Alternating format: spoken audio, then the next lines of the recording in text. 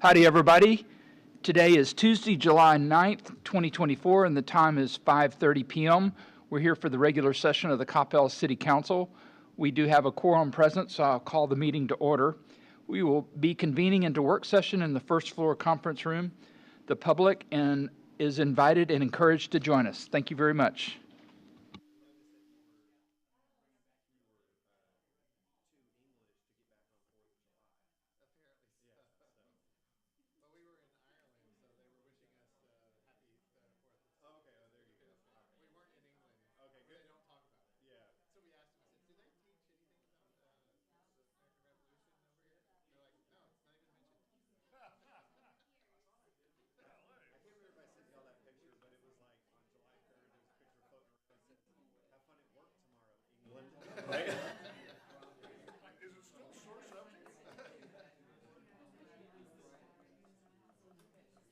They were too busy getting ready with elections or doing elections and stuff, so.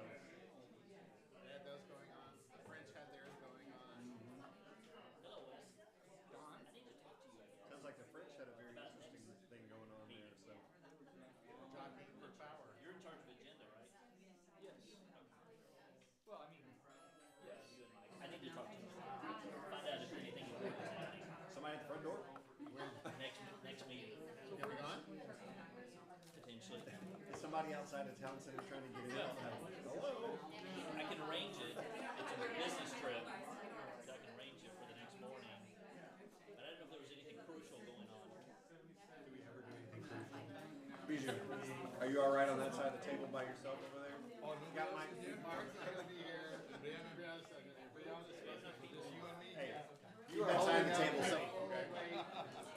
Wait on the phone. Rihanna's not going to be here. I'm going to sit. Oh. Hold on. I'm taking a photo and sending it to you. We'll see what it feels like to sit. It's got behind you instead of in front of you. You won't be able to see anything in the camera. It'll be the glare. so where's Ramesh? He just went in the kitchen. It's over. I'm sending it to Brianna right now. I got to raise the seat. You'll see what it's like to sit on the good side. Hi, Mayor. Good afternoon, everybody. The time is 5:34, and we're here for a work session of the Coppell City Council. We've got, I think we're going to have a fairly full agenda, so let's get started. Item A is a discussion regarding the agenda items. But before we get into that, I would like to introduce Harshva Vinod Kumar. Harshva asked for a, what did you want? You wanted to follow me around for the day? So he wanted to follow me around for the day, and I explained that my mayor duties really started around 4:30 in the afternoon. So we've been here for the past hour, going over the agenda. He's going to be sitting here kind of watching the work session, and he'll be attending the city council meeting. He is a junior at Coppell High School with plans to go into some type of public service after college. His desire for college is still very questionable at this point. Wait, what? What's that because of the choice of school? He was talking about the one down in Austin. What was the name of it? UT. Oh, that one. So we're welcoming him to the city council meeting, and you guys can grill him later. So let's see. Tonight on the agenda, we've got.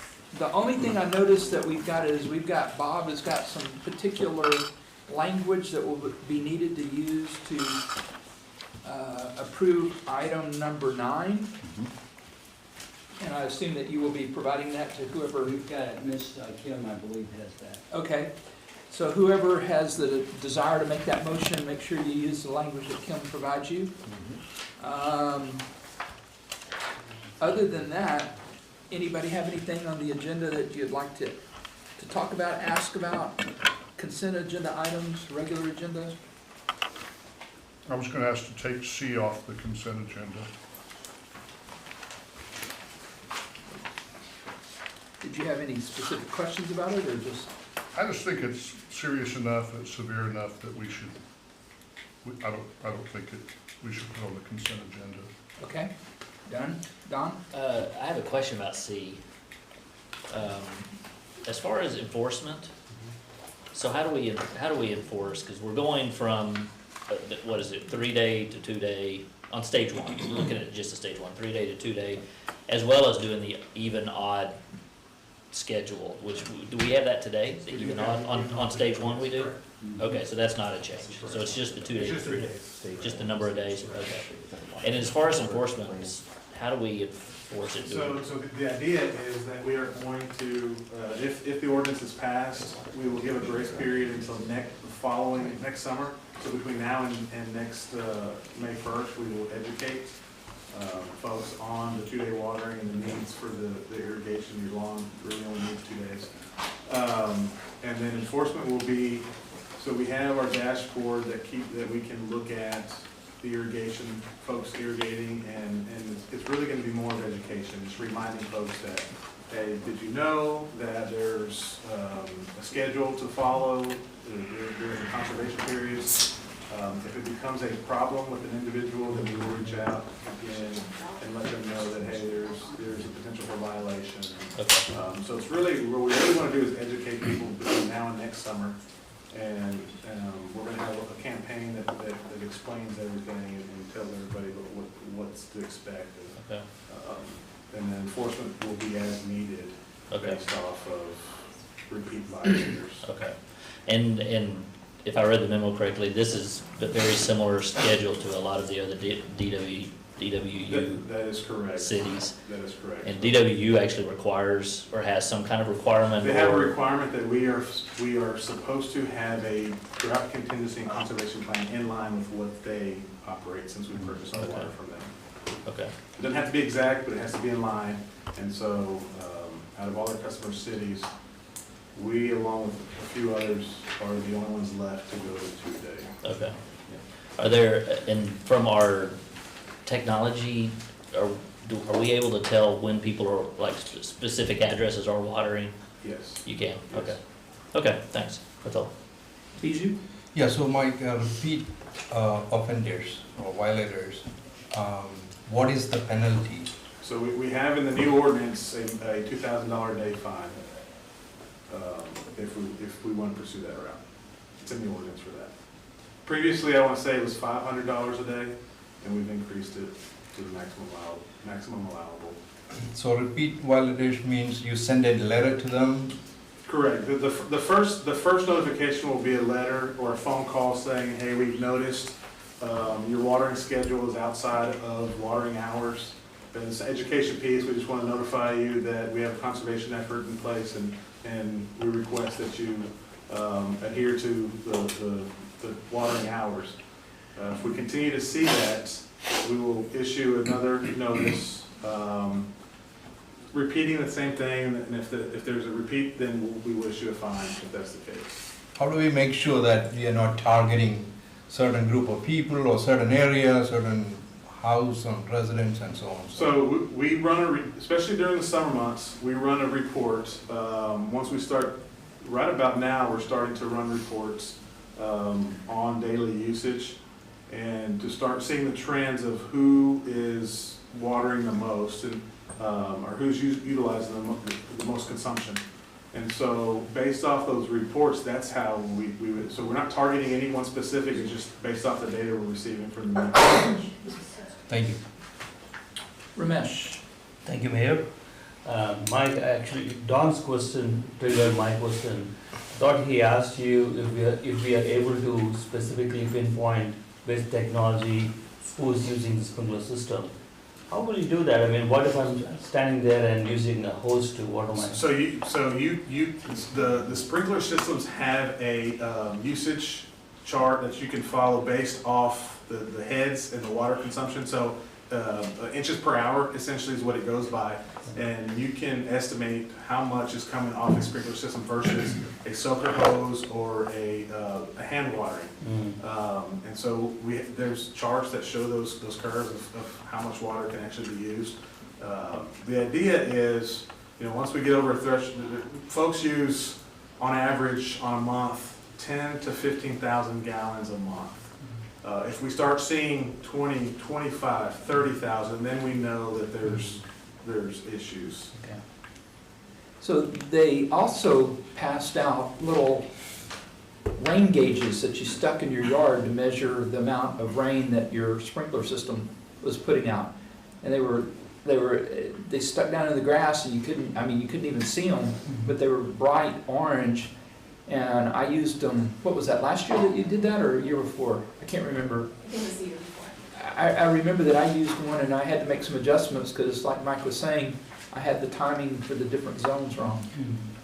And I don't know if you guys have gone into the portal, the water portal. If you take a look at your average usage over the year, it's very clear when the summer hits because your water usage just jumps sky high compared to the rest of the year. So we've got the data is available to do everything he's talking about. Don? I've got just one more follow-up, and you may not know this answer, but I know there are more and more of these sprinkler controllers, automatic sprinkler controllers that sort of, I don't know if they're AI based, but they're smart controllers, and they sort of decide the schedule based on weather and other factors. Do you know, are there ways to schedule, like if we're gonna go like a maximum of 2 days, and it may even have to be certain days or something that you're limited to, are there ways to actually set up those schedules to work the schedule within what our parameters are? Do you know? Yes, there is. I personally, I have one at my house, Okay. and in Louisville, we've been 2-day watering since 2013, and so I have mine scheduled, a smart controller, and you can schedule it on the days that you need, and it measures the moisture in the ground, and it can tell you how much water you need, and they're handy. And it'll work within. It'll work within whatever hours. the requirement, the ordinance requirement. That's Okay. correct. Okay, and that would be, just an idea, might be a great part of the education process as we go is, for people who have those and may or may not know. I don't know how I would know this, but some of us may not know how to do that. Right. And so any kind of education along those lines would probably help also. Oh, you got me? You'll let me know? Okay. Yes, yeah. So we are working on an education campaign. There is a website called Water is Awesome that the region puts out, and that website is awesome itself. It tells you, you can look at it for direction for the week. It'll tell you how much you should be watering that week for your yard. Yeah, but I think it's great, especially this year-long sort of runway here to get people educated, and I know this is all a piece of, how much water the city buys and how much we use, and that continues to go up, and we continue to, staff has done a great job the last few years trying to stay within those limits, and it's becoming more difficult as there are more and more houses and more uses, so I think it's a great move that we're making to try to help with the overall usage of our water here. Right, thank you, Mike. Thank you. Jim? I had a question about the Rolling Oaks deal.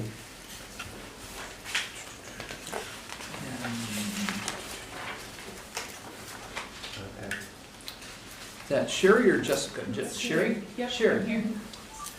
Okay, so, can I go and ask? Oh. Hey Sherry, how's it going? Okay, so, between Schedule A and Schedule B, there's, really wide variety of services and things that are being done, and all that's very thorough.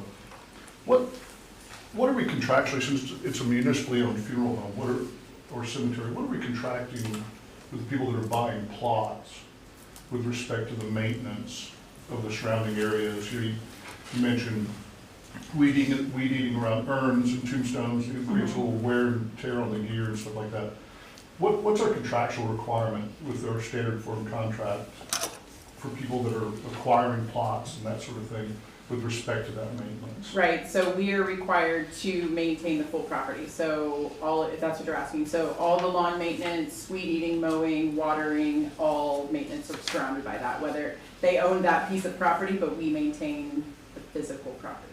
So, we really have an obligation, everyone that's purchased a plot out there, Absolutely. or that's, do you call them customers?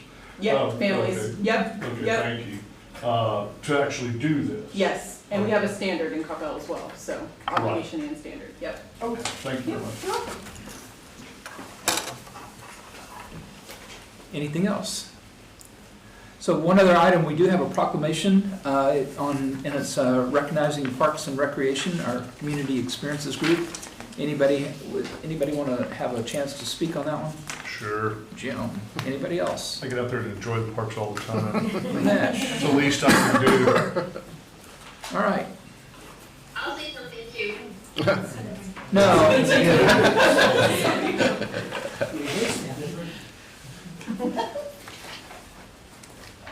Hey, Brianna. Oh, I already sent her the picture. Oh, she sent it to me. All right. Yeah, you're just away one meeting and you see what happens. I know, I see it, and you're like, hello. Yeah. All right, I'm going to take control back. Brianna can be quiet. Thank you for muting yourself. Item B is a presentation by the Coppell Chamber of Commerce regarding the Discover Coppell campaign. We started this a couple of years ago, and Ellie is obligated to come in and talk to us, kind of bring us up to date about how things are going, what's going on, and future plans. So, You ready? we're ready. No, it's there, right, okay. Take it out. Okay, good evening, and welcome to everyone, and thank you for allowing me to be here to present to you. What you're seeing up here on the screen right now, of course, is our latest photos that we've had taken for Discover Coppell, and these were some of the items that we're using for our advertising. What I'd like to do is kind of walk you through what took place this past year with the funding that you guys gave us, show you what we've been able to accomplish, and then present to you what we're looking for 24, 25, and what our goals are and what we hope to accomplish with that, and then what kind of budget we're going to need for that. So of course, you guys saw our mission last year. We updated it just a little bit, but our goal, of course, is to establish us as a premier destination. We do not call ourselves, Discover Coppell, we do not call ourselves a convention and visitor bureau because we don't have one. We are what's referred to in this market as a destination marketing organization. You will hear us refer to as a DMO. And so that's where we position ourselves. There is a little visitors bureau here, as y'all know, which is through our museum, and we refer people to there if people want items or trinkets or information on the history of Coppell and things like that. But we do not have a formal convention and visitors bureau. Now, this is very small, and I'm not going to sit here and read every bit of that, but the council has this information, or most of it, but actually I have more than this. I just put the basic ones on here in your packet that I forwarded to you already. But there were just a few things that I wanted to point out, and this is what we were able to do with the 23-24 funding. As you guys know, our funding runs from November of one year through October of the next year. Now your budget runs October through September, but we usually get that funding in the end of October, and so we actually run our campaigns November through October. So one of the significant things that we did differently this past year was I had come to you back in 23, asking for funding for a contract employee to actually go out and market our hotels, but instead we opted, don't know what that happened there. Instead we opted to hire an outside company called Hotel Resources. Did I do that or did you do that? Okay. But it's called Hotel Resources, and they are a contract organization, and their sole purpose is to market our hotels. And so they are basically a telemarketing firm that are on the phones most of the day, and they're reaching out to known conferences that they know are coming to the DFW area, and marketing our convention, marketing, our conference center. That's what they're called, right, at 4 Points. Our conference center, and some of the smaller events and things that are happening here. And so that's what they've been doing. It was cheaper for us to use them than to try and hire an outside, or try to hire a contract employee that we would have to manage and all of that. So it saved us some funding in those areas. Everything else I think that you guys have already been made aware of.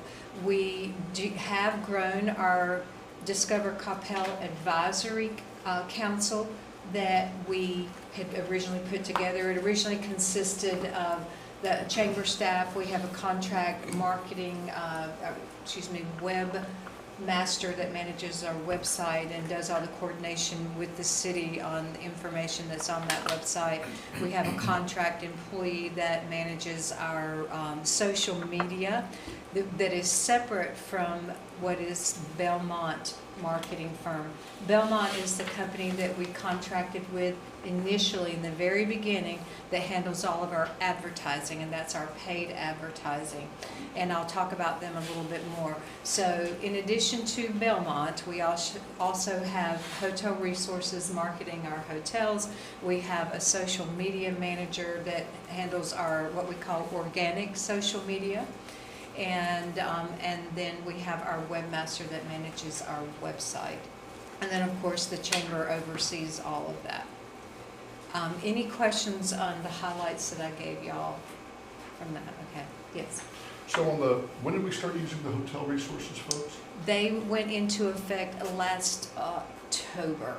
Okay. Yes. Has there been any kind of increase in the number of rooms rented? I talked with the hotels. They were not tracking them. They have started tracking them now, but they have seen an increase, and we have booked, I think it's like $70,000 in events that are so it's 70,000 in events. The problem that we run into, and I was going to talk about it in our upcoming stuff, is that we don't have a convention center here. And so it's kind of hard. The other hotels like True can take up some of the slack for 4 Points, which is our conference center.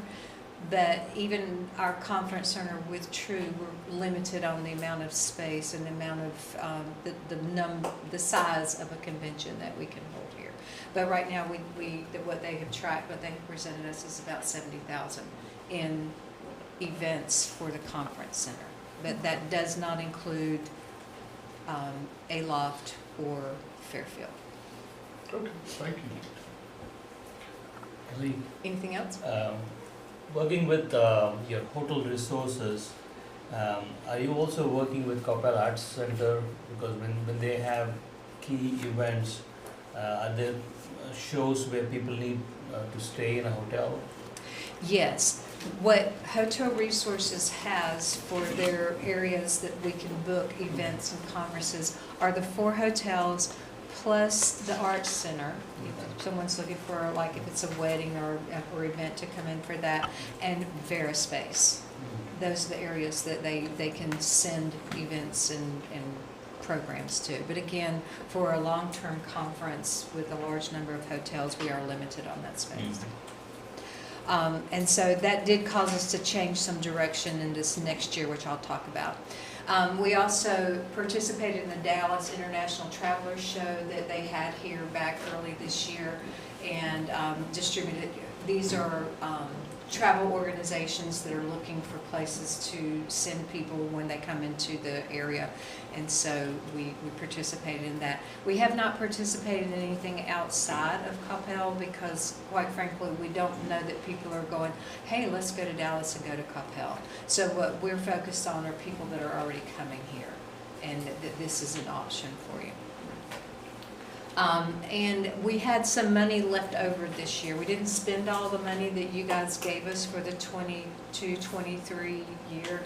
So we had some funds left over. With that, we invested, as you'll see in front of you, we now have a brochure that are in all of the hotels. We also are giving them to the real estate companies and any other place that has a lobby or traffic that, like I said, real estate companies, title companies, anything like that, people moving into the area. It gives them an idea of everything there is to do in Coppell. There are a couple of maps in there. One is a map of the DFW area, so they can see where we are positioned.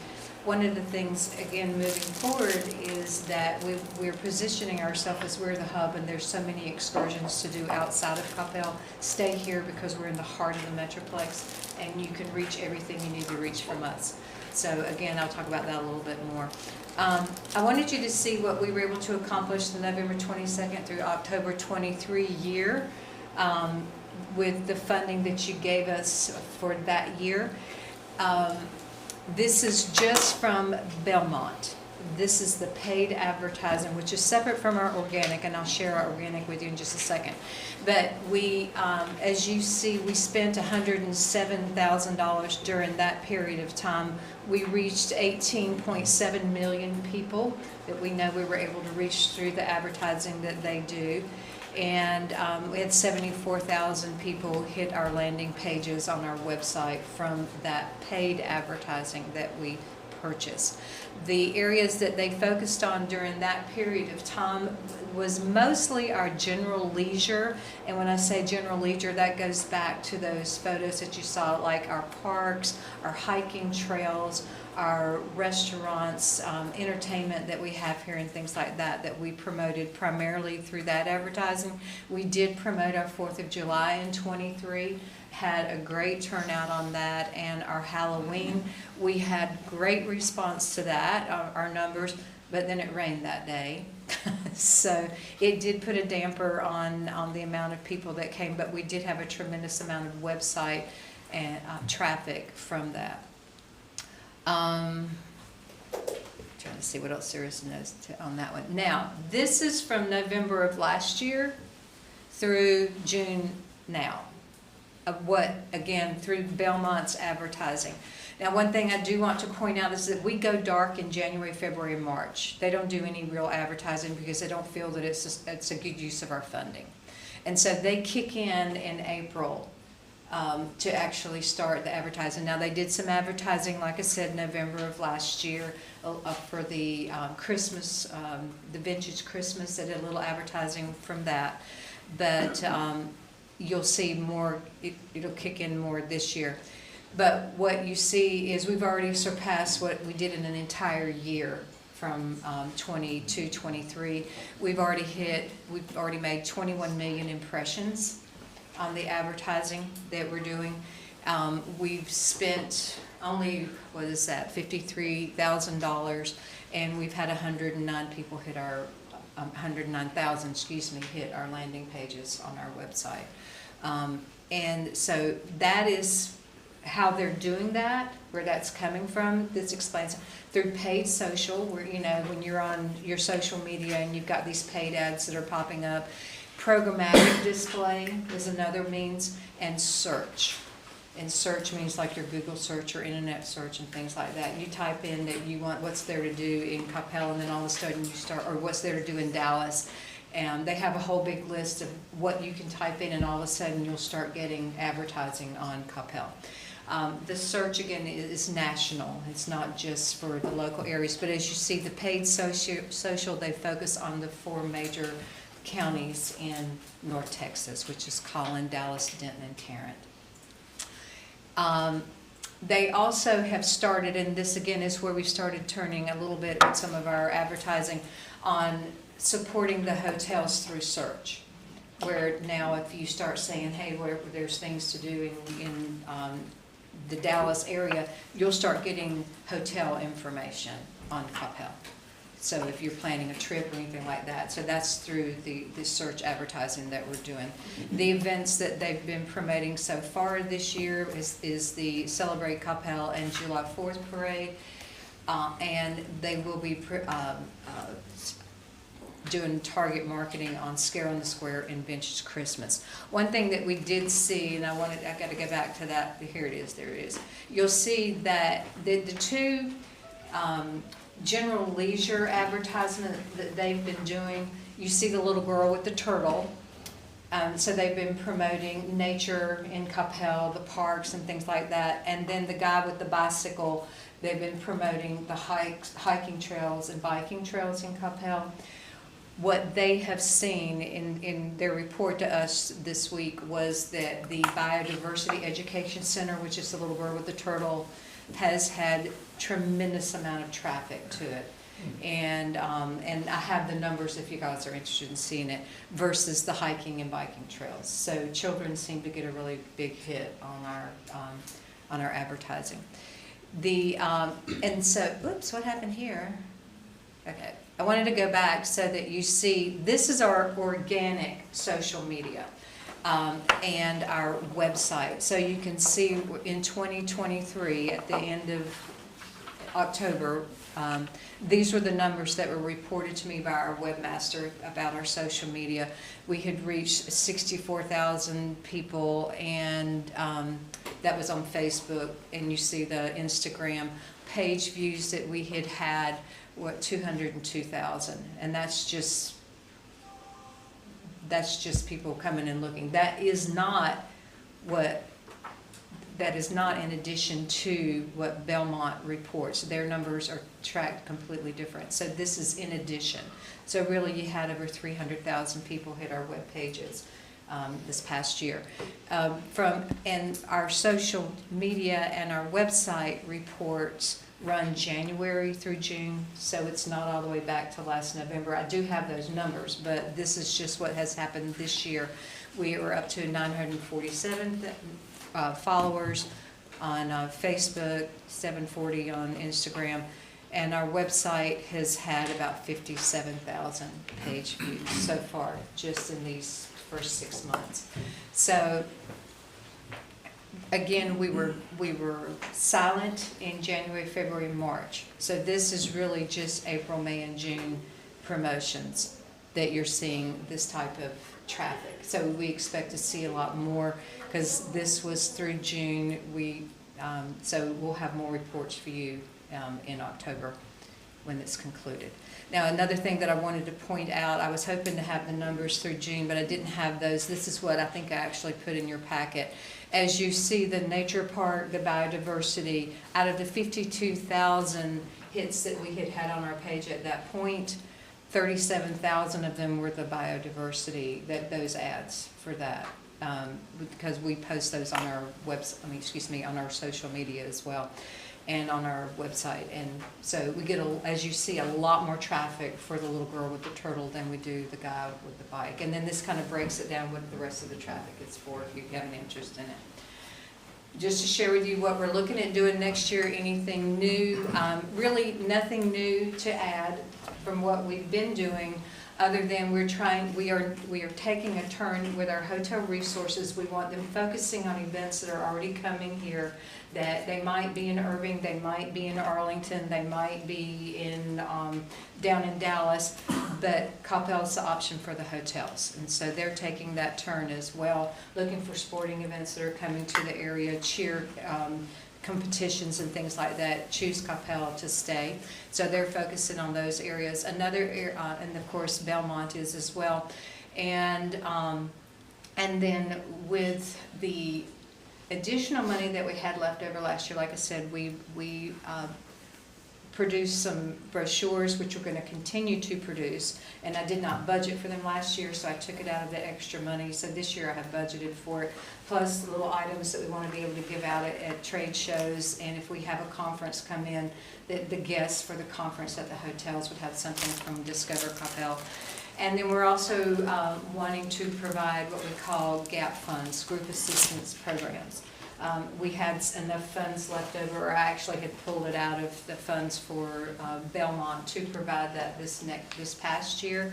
And what that is if the hotel can book a conference, but we need to give them some sort of deal, like $5 less off of the rooms, then the group assistance funds makes up that difference. You know, $5 a room or something like that. Or like we've had True just applied with us for an event they're doing, that they need shuttle buses. The people will stay here, but they need shuttle buses to take people back and forth to the event that they're here for. And they are still like, hey, we can cover the buses, but we've got to pay staff to manage getting these people there and back and all of that stuff for the conference. And so it was a small amount. What we allocated this past year and what we've allocated this year is $5,000 per hotel for the year. So they've got $5,000 to play with. if they need all 5,000. Now, they do have to have a certain number of rooms booked, so there is a criteria. Got to have a certain number of rooms booked, and it's got to be a Coppell event going on. But, or that they've got to be eating and staying in Coppell, that we would fund their event. So they do have guidelines and all that set out for them. Those are really the only two changes that we're making to Discover Coppell this past year. And the funding, like I said, last year I had asked for funding for a contract employee. This year we're just going to stay with Hotel Resources for this year, and this is what it costs us to stay with them. We're going to continue with our webmaster, our social media, managing the program. The funds on that did increase a little bit, but we don't have facility fees or contract employee fees or anything like that we had originally budgeted for last year. Went down a little bit on what we're paying Belmont, but like I said, I had pulled some money out of what we had given them last year anyway to come up with some other stuff. The big increase, and it's not a huge increase over what we did last year, but that is to produce the brochures, maybe some sort of gift bag or something like that for people that are coming in for conferences. It won't be everybody that comes to the hotel, but if they're here for a conference and they're staying for a couple of days, then there's some little gift that we give them from Discover Coppell. And then of course for the GAP funds. Anybody have any questions? Two questions actually, Ellie. I'm sure the analytics folks that are tracking this, they'll be able to share with you where the search is coming from. It'd be interesting to know when people are looking up Coppell, is it coming from Texas, outside of Texas? So that might help us, change our offering. I don't know that they can tell you exactly where it's coming from, but I can find out. I've never. Have we asked them that question? I'm sorry, Daniel's here. Yeah, I don't think they can tell us exactly where it's coming from. Most analytics companies can. But they can tell us where we're advertising, and they can tell us based on where they're advertising in, who's clicking on it and things like that. They can tell us, there is a breakdown and there is a whole report, if you want to look at it, that they give us, where it tells us, how many are male, how many are female, and things like that. So, and we get much more traffic from female than we do male. But I do have a full report if you want to look at that. Yeah. Sure. And the second question is, I love this program, and I know, Mike, we talked about this. We have the HOD tax, and it can only be used for certain things. So this, like the 200,000 for Ice House, I would still like to see some KPIs on. We spend that much money that actually costs. I have the KPI, I just didn't put it up there. But yeah, I do have the KPIs. Like I said, I can send you the full report. They give us a dashboard once a month, or actually it's every couple of weeks they update it, and it has all of that on there. And what I'm looking for, LA, is the conversion of that advertised spend into revenue for Coppell businesses or residents. So, I know we have to move forward with this, but I think we need to lean on them and say, hey, we need you to demonstrate to us that by spending this much on advertising, it's costing X dollars in incoming revenue for Coppell. Right. And we don't, use like the word, we don't have to lean on them because they are providing that. I just didn't put that up there. Okay. I gave you the other report instead, but as you see in this report, this is a page from the dashboard. Right above what I gave you was the campaign insights. Mm-hmm. Right above that, or that right below it, says key performance indicators. So it is all right there, and it tells us exactly what they're spending per person and all of that. So I will get that to you. Thank you. Anything else? Bijou? Thank you, Ellie, for the presentation. Could you share with us how much we spend on a browser? This specific brochure, I think it was like $8 per brochure, and we had 1,000 of them printed. So yeah. I see 74 restaurants listed here. Mm-hmm. Is that all we have?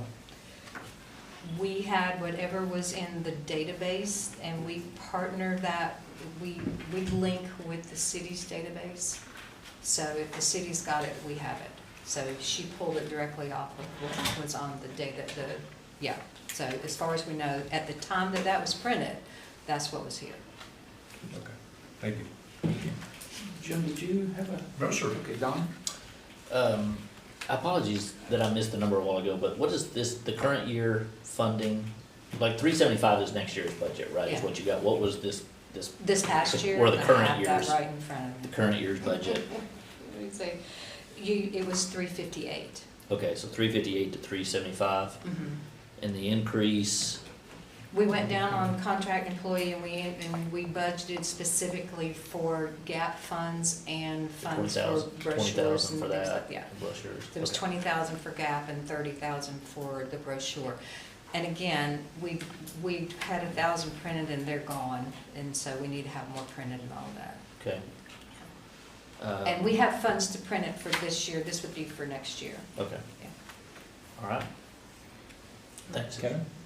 And this might be a question for staff that asked, but, so I know that the funds that we use to pay this are coming out of our hotel occupancy tax, and that's like approximately 15% of that goes to advertising? It says it's a minimum. Minimum, okay, so we have minimum of 15%. I just had a question about the gap funding that you're talking about. So does, if I'm getting too much on the weeds on this, but are we good issuing those types of funds, gap funding, out of that advertising? Okay, that question was just asked over there. It sounds like you asked a great question, so. Okay, I just wanted to make sure that that was an appropriate use. Yeah, yes. Okay, perfect, cool. Thank you, and thank you. Okay, everybody good? Good. All right, thank you. Well, I thought you meant you were going to the next page. No, I'm You're done. Going home. Oh, wait a minute, yeah, wait a minute, I think I'm done. So I did have a question. Okay. The other page that has the girl with the turtle, that one. So this is hypothetical. If you put the guy that was riding the bike with the turtle and put the girl on the bicycle. Wait, is the turtle riding the bicycle? Yeah, so I think part of it is that you got a really cute little girl there that's bringing the attention in. Yeah. So hey, Bob, you're not off the hook yet. As a bicyclist, why is the message not resonating with the bicycling community? There are a lot of really great trails in the Dallas-Fort Worth area. Coppell is not one of them. Okay, that's pretty blunt. Got it. Now, I've heard great things about our hiking trails, but again, I've never seen any actual statistics. Now, I don't know about biking, but hiking, I've heard. We've got great hiking trails. There's one, it's not, it's very far from here, it's in early. Oh, Off okay. Raymond Road, area, California crossing, Yeah. huge mountain bike, that's what that is. Okay. And if you want to do, and then over at Grapevine around the lake, there's a really very aggressive trail there. Yeah. Now, it was, again, those were the two pictures that were selected for this particular, what we call general leisure campaign. And we have an advisory council now. Like I said, it was originally just the four people, Mindy's part of it.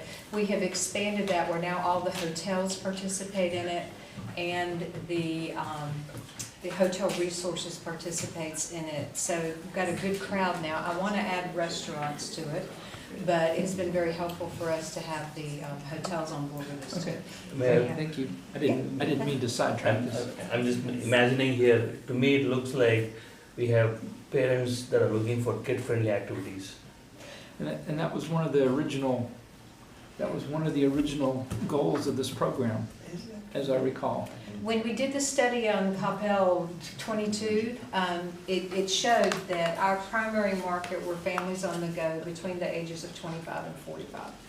And then the secondary market, was it grandparents or was that tertiary market? That was tertiary. Tertiary market. Yeah. The secondary It was active. seniors. No, just active. Just on the go. On the go people. It was families on the go was number one, then active enthusiasts, someone like Daniel, that he's looking for something fun to do.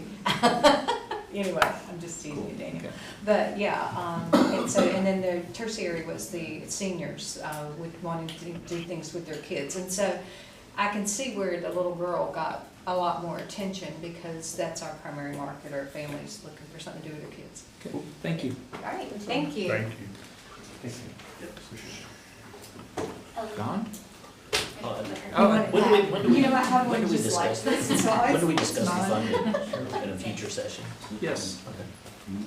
I couldn't tell you which one. Okay, We've got, I couldn't remember where it fits. it's in. one of three. Okay, during the workshop. All right, maybe you can ask the question here in just a second. Item C is a budget primer presentation, and Jessica is going to be doing this. This is to help remind us what we're fixing to go into. I am. I'm so happy. And hype everybody up for the event. And he didn't even have to drink coffee. He just pumped up. Jessica, thank you for being here.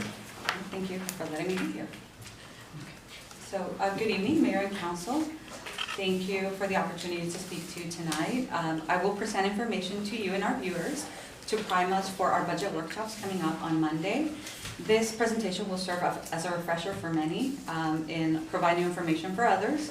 Our aim really is to help you grasp the basics of budgeting, why we budget, what it is, and how your role contributes to the big picture of city budgeting. Your role is really crucial in setting policy and upholding the City of Coppell's mission to provide our residents with a high quality of life, health, and safety. So today's budget primer presentation will be a bit different from other years. I will try to be a little more interactive and ask some questions to you. And we'll get started. So the first thing we have is a question. So what do you hear people say is the reason they want to live in the City of Coppell? School district. Good answer. Public safety. Yes. Quality of life. Quality of life. Okay. Yes. Culture and recreation. Yes. Great parks. Well, I didn't know we already had the answer. That would have been so much easier. Well, it's all great answers, yes. Are we really that hard? Are we really that sad? I feel like somebody slipped me the test before, like. I know, I'm like, wait, how do you know the answers? I just found it interesting, the first person that picked up the answers to read them out, so. All right, now I'm set. Okay. Clearly, Public Works. This is gonna go well. I'm so excited. Might take it a little longer than that. It'll be the last interactive one we have. It may not be interactive from here on out. Well, I think you provided all great answers. And they are very much grouped in 4 categories that you mentioned. The first category is public safety. We do have excellent police and fire departments. Our police department partners with our school districts to provide SROs. And they participate in various activities that support our chief's motto that communities keep communities safe. Besides patrolling, they provide other services. For example, they offer a vacation watch program and women's self-defense classes, amongst a host of other programs. Our fire department staffs and equips 4 fire stations with a 5th station approved for construction. The addition of the 5th station will allow the city to maintain response rates that meet the ISO 1 rating. The fire department, like our police department, offers a variety of services. For example, the department provides CPR training at LSP, where you can also receive help installing a child safety seat. So next is culture and recreation. The city offers a wide variety of culture and recreation opportunities through all the beautiful community experiences facilities, including our library, the core, the art center, the senior center, the BEC, and also the tennis and pickleball center. Just to name a few, then we also have 17 well-maintained picturesque parks that cover 545 acres and a slew of programs and events offered throughout the year. So another category is public works. Our public works team maintains our streets, our sidewalks, our alleyways, traffic systems, city facilities, and our fleets are well maintained. Public works also ensures our water and sewer systems are well maintained. So when you turn on the faucet, clean and safe water comes out every time.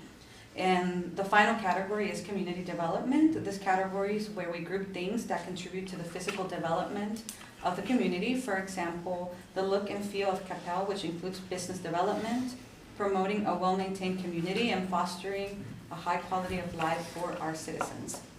So as you all shared and I categorized, people and businesses want to be in Coppell for many reasons, but all the reasons have one thing in common, and that is that city staff has established the expectation that we will provide a high level of service to our community. So all those things you said and that I categorized revolve around how the city serves. And we know we are only here and we exist to serve the community, period.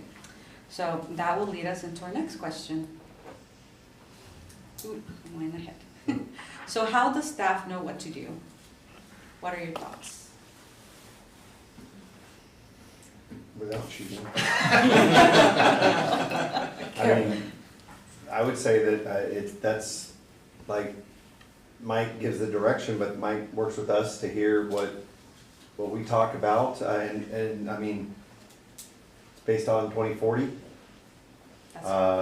citizen surveys, Yes. all the types of input that we do to understand what's going on in the citizens' minds. We do, our staff does an amazing job of compiling all that data, presenting it to us, and then we decide what we want to do. City manager's office and city manager, and the staff makes it happen. That's perfect. I don't think I have to provide an answer. Boards and commissions. Yes, that's a good one. So yes, staff. Drop the mic. I'm out here. So yes, I think you answered that. Staff knows what to do because the city manager office clearly communicates to all employees council's goals each year. Council's goals are fueled by the 2040 strategic plan. And before that, it was a 2030 plan, and before that was the 2020 plan. Coppell looks and feels the way it does because each council listened and continues to listen to the community and has used those plans, which were created with Coppell community members' input in mind to make these decisions. The community communicated what they wanted Coppell to be. City staff listened and developed budgets that aligned with the vision, and council supported through their policy decisions. So now that we have figured out how to pay, that we have figured out or established that information, we have to figure out how to pay for all these things and fund them. Things that the community has told us that make Coppell the place they want to be. And we are limited in how we can generate revenue to support the service levels the community has come to expect. This leads us into our next budgeting question. What do you believe is municipal budgeting?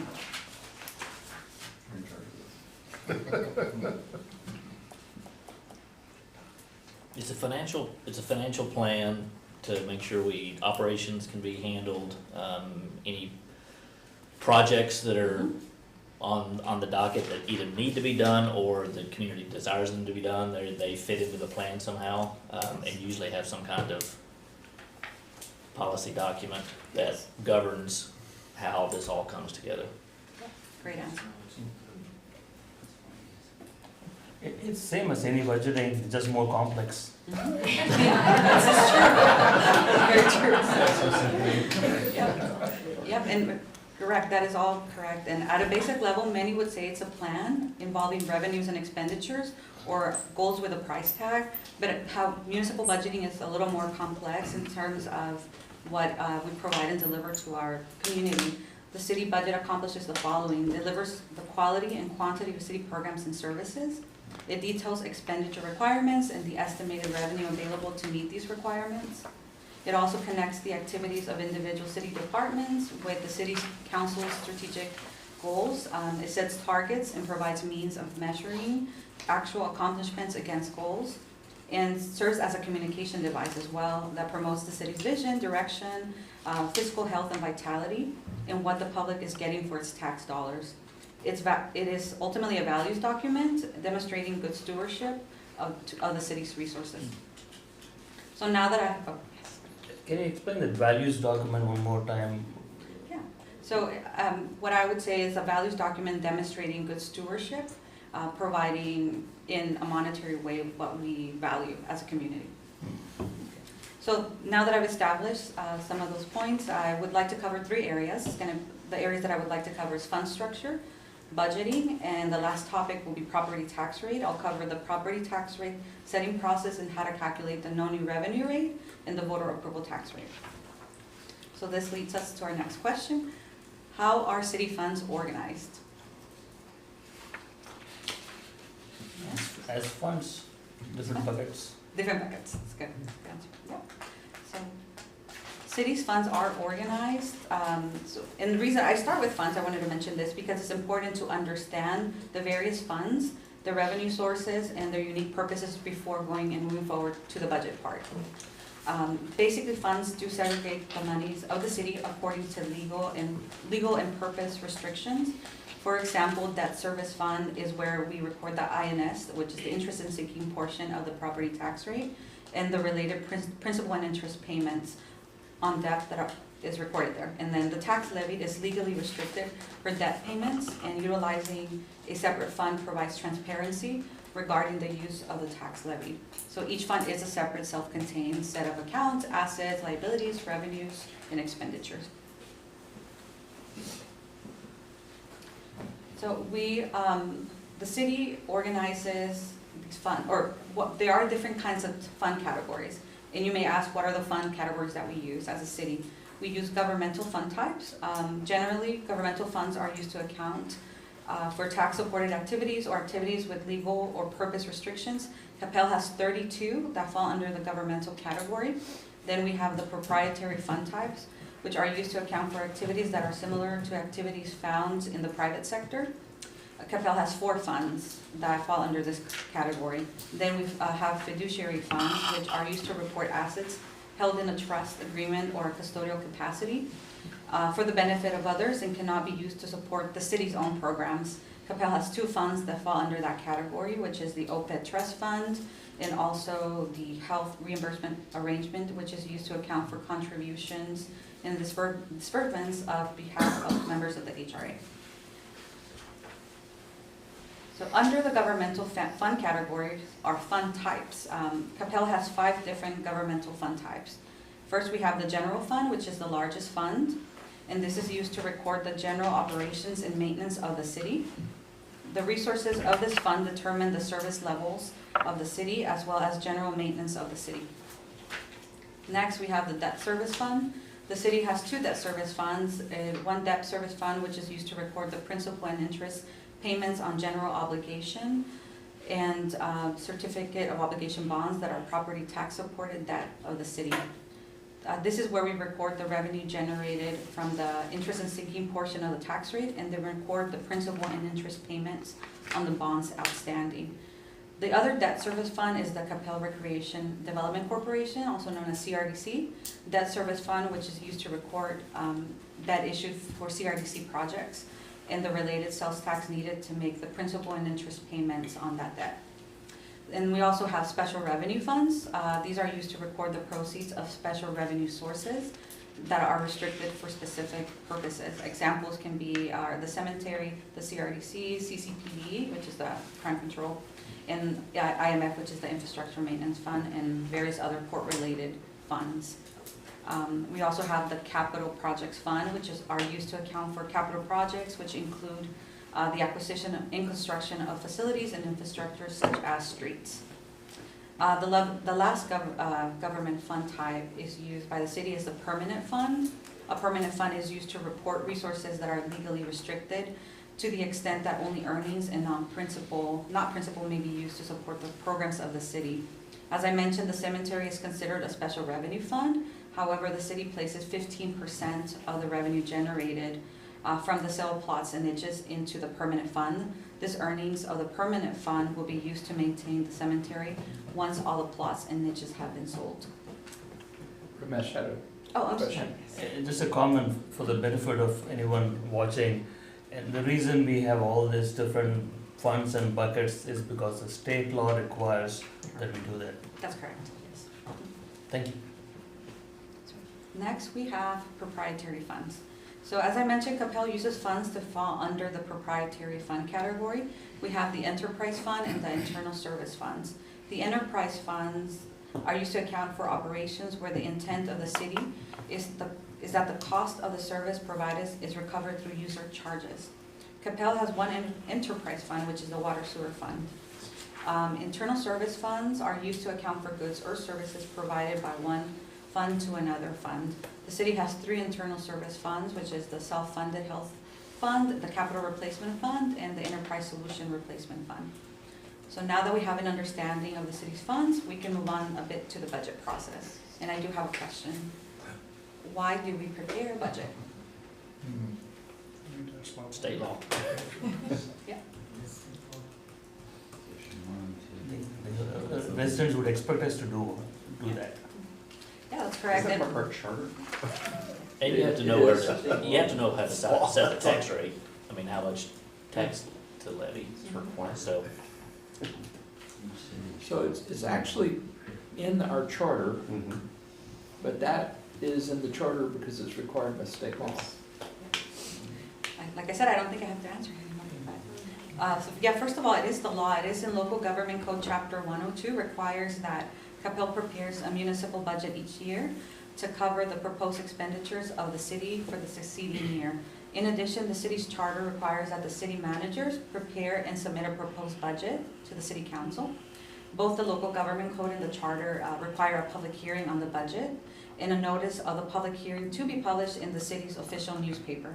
The local government code states that at the conclusion of the public hearing, the governing body shall take action on the proposed budget. So according to the city's charter, the proposed budgeted expenditures shall not exceed the total of estimated income and unencumbered funds from previous years.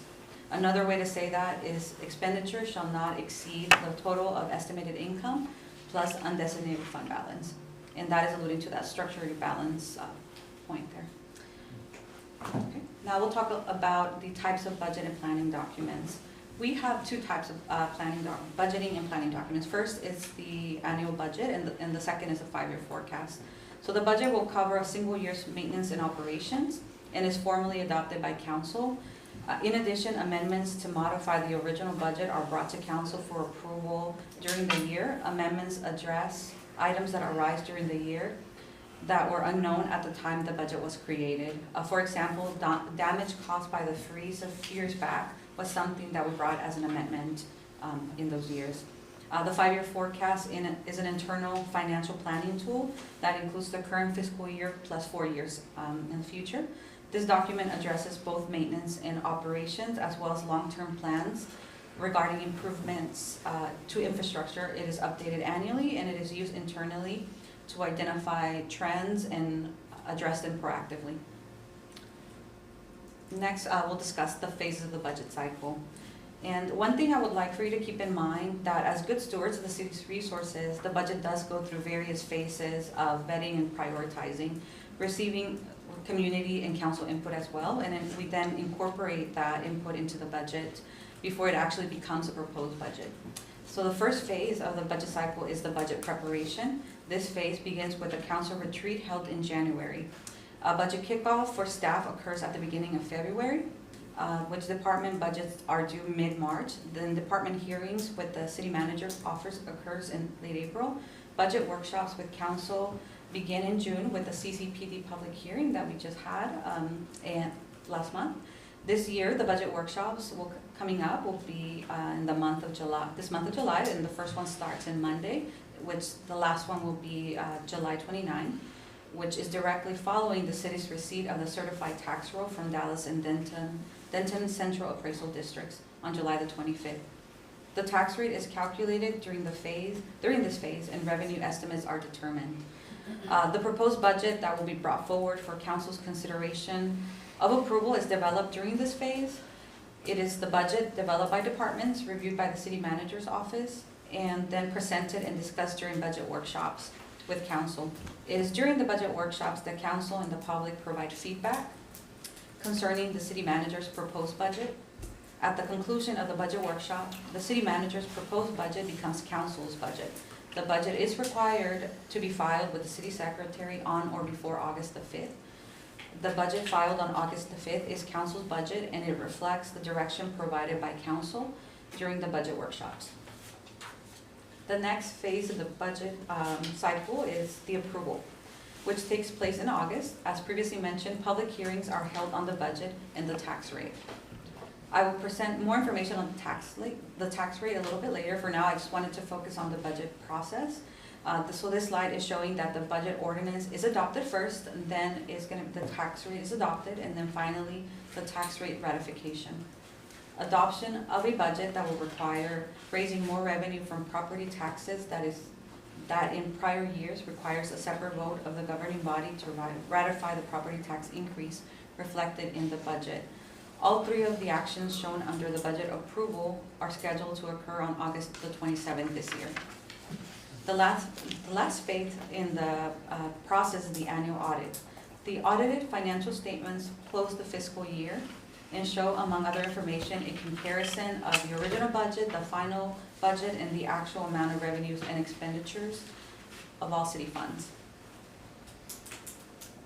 Question, Yes. if we can go back to the previous slide. The annual audit, so right now we are working on 2025 budget.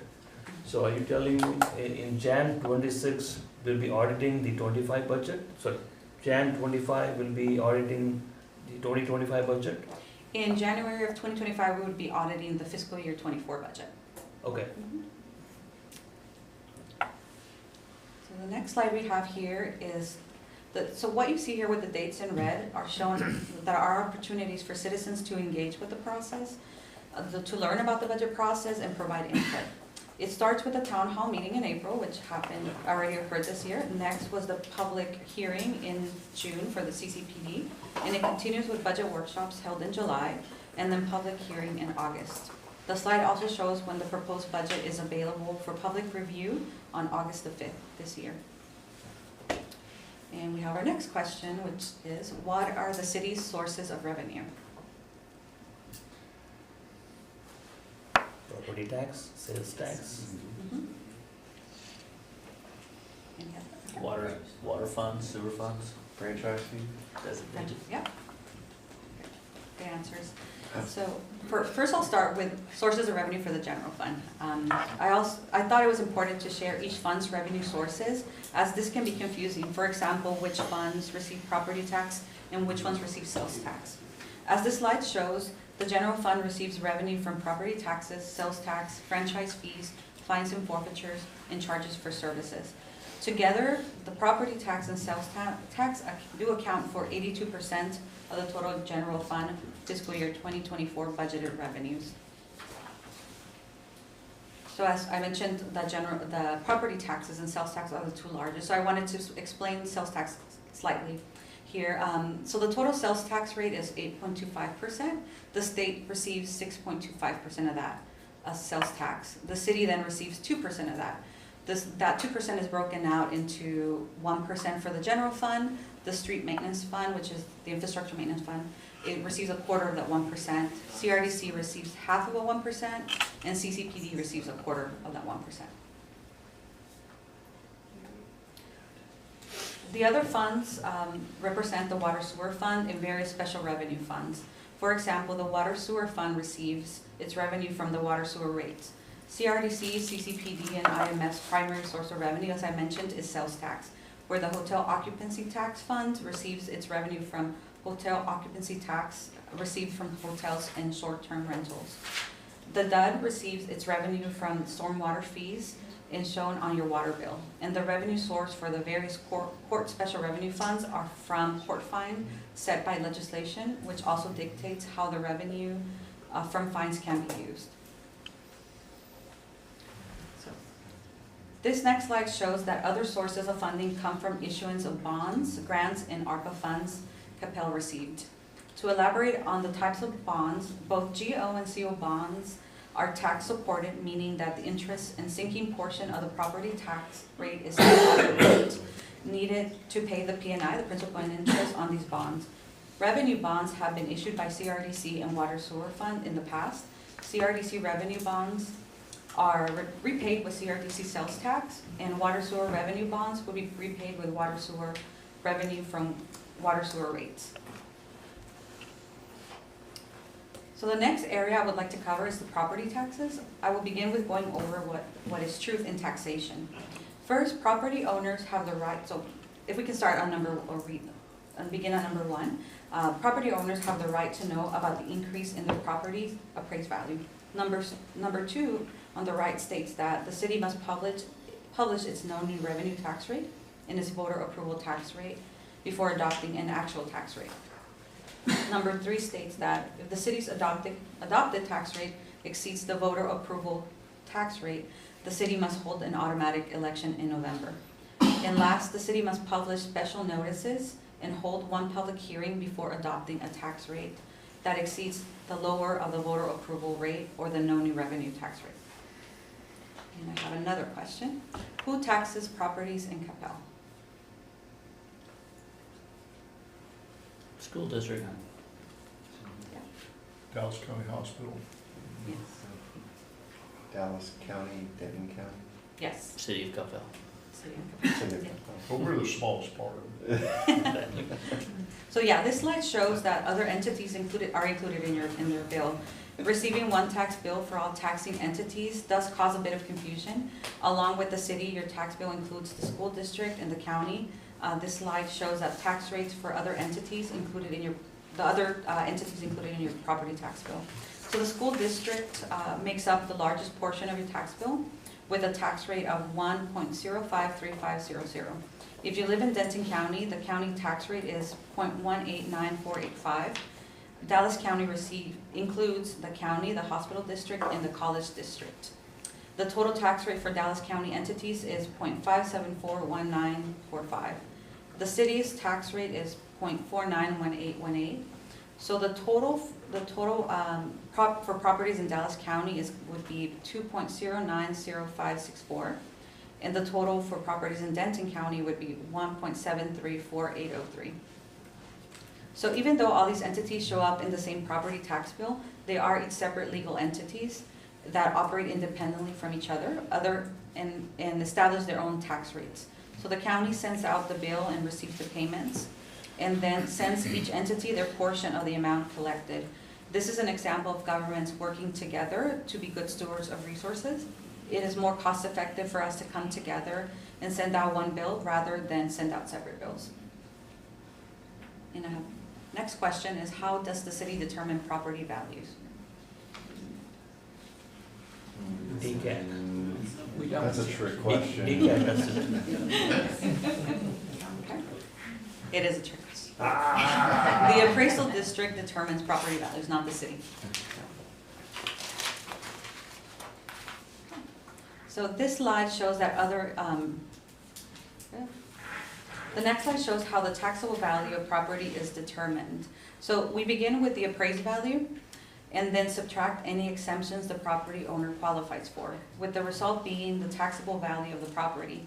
The city council has approved 5% homestead exemption and 100,000 over 65 and disabled persons exemption. Council also approved a Freeport exemption, which is Freeport exemption is a personal property exemption for goods that are detained in the state for 175 days or less. So now that we know who determines property values and we have a high-level understanding of how taxable value of property is determined, we can move on to the property tax process and the tax rate. So here we have the property tax process. First, the appraisal district provides the certified values which are needed to calculate the tax rate. The appraisal district also sends out notices of appraised value to the property owners. Next, the tax assessor calculates the no new revenue rate and the voter approval tax rate, and the city publishes notices regarding these rates.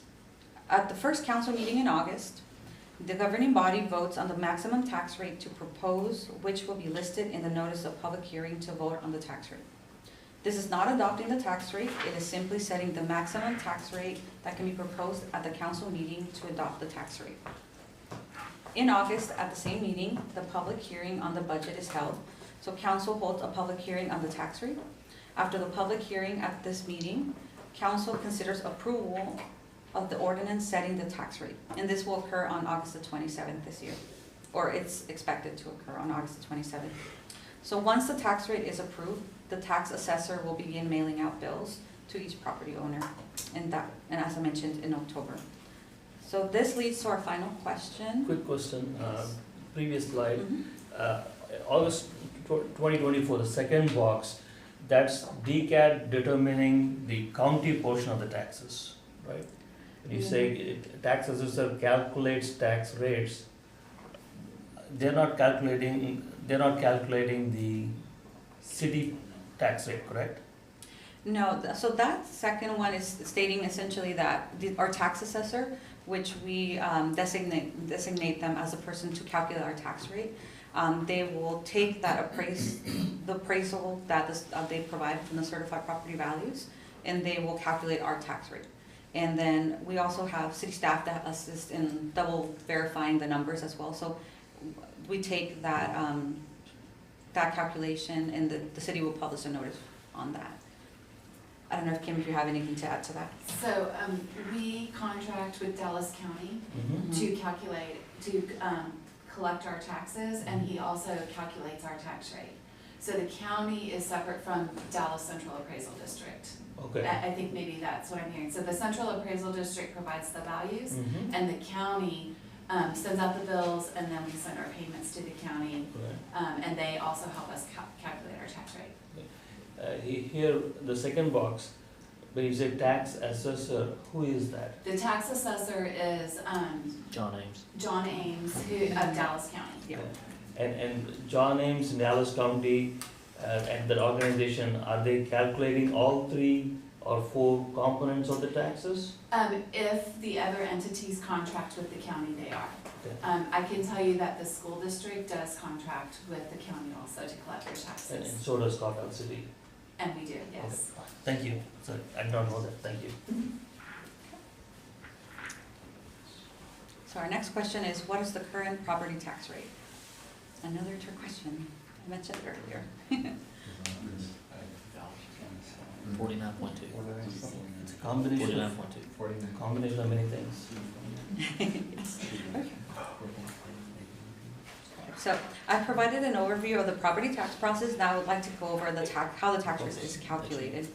So the top row of the buttons on this slide shows that the total tax rate is comprised of the M&O rate, which is 0.421666, plus the interest and sinking rate, which is going to be 0.070152. This represents revenue for the general fund, and the INS, an interest sinking portion, which is designated by purple button, represents the revenue for the debt service fund. The total tax rate is the combination of the M&O and the interest and sinking, giving us a total of 0.491818, as you can see in the red button. The second row of buttons on this slide shows a formula used to calculate the total property tax revenue to be received by the city. It starts with the tax rate, designated by the red button, and calculated in the first row, and it multiplies that by a taxable value provided by the appraisal districts, which is then divided by 100, since the tax rate is per 100 value, with the result of the equation being the total property tax revenue the city will receive. Remember, a portion of the total tax revenue goes to the general fund, and a portion will go to the debt service fund. Also keep in mind that the tax bill you receive represents property paid to not only the city, but also the school district, the county, and so you receive one bill that is then allocated to 3 different entities. This slide shows the simplified calculation of the known new revenue rate. Remember back in the truth in taxation slide, I talked about legal requirements surrounding the calculation of the known new revenue and the voter approval rate. This part provides you the first calculation. So the actual known new revenue rate is 3 long pages, so this is the simplified version. So we are showing you here that we use the prior year M&O tax revenue represented by the first green circle. And we divide that by the current value of property that was taxed in the prior year. That amount is then multiplied by 100 because of the tax rate is per 100 of value. The result is the M&O portion of the known new revenue rate. The M&O portion of the known new revenue rate is then added to the interest and sinking rate to obtain the total known new revenue rate. Again, the INS rate, which is interest and sinking, is the rate necessary to generate revenue equal to the principal and interest payments on the debt. And now I have a slide that shows you a tool to help you understand that if property values increase, the known new revenue rate will decrease. If property values decrease, the no new revenue will increase. If there's no change to the property values, the no new revenue rate will remain the same. It will not change. And lastly, we have the voter approval tax rate. So I will go over the calculation used to determine the voter approval tax rate. And again, this slide shows the simplified version. It's also a three-page calculation showing the review of various adjustments to both the no new revenue rate and the voter approval rates. If you would like to see the actual tax rate calculation, it can be found in our budget book in the last several pages of the document. As you can see, the voter approval rate starts with the no new revenue and maintenance and operation rate that we calculated before, and it increased that by 3.5%. It then adds the INS and the debt rate and any unused increment with previous years to determine the total voter approval rate. This rate is the rate that would trigger an election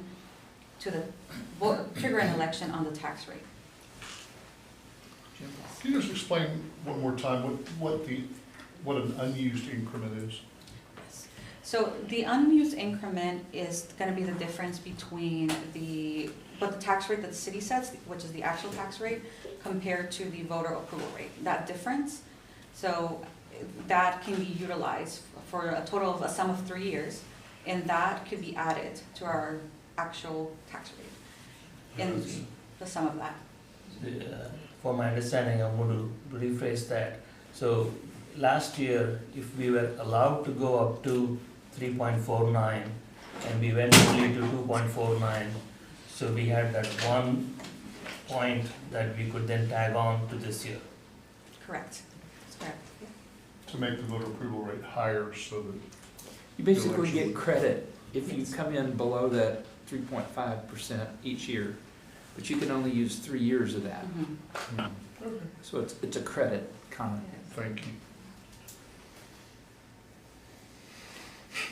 So this final slide is just leaving you with some resources that we have available to you. And we have the annual operating budget for fiscal year 24, our budget in brief, our 5-year forecast for years 24 to 28, our annual comprehensive financial report for fiscal year 23.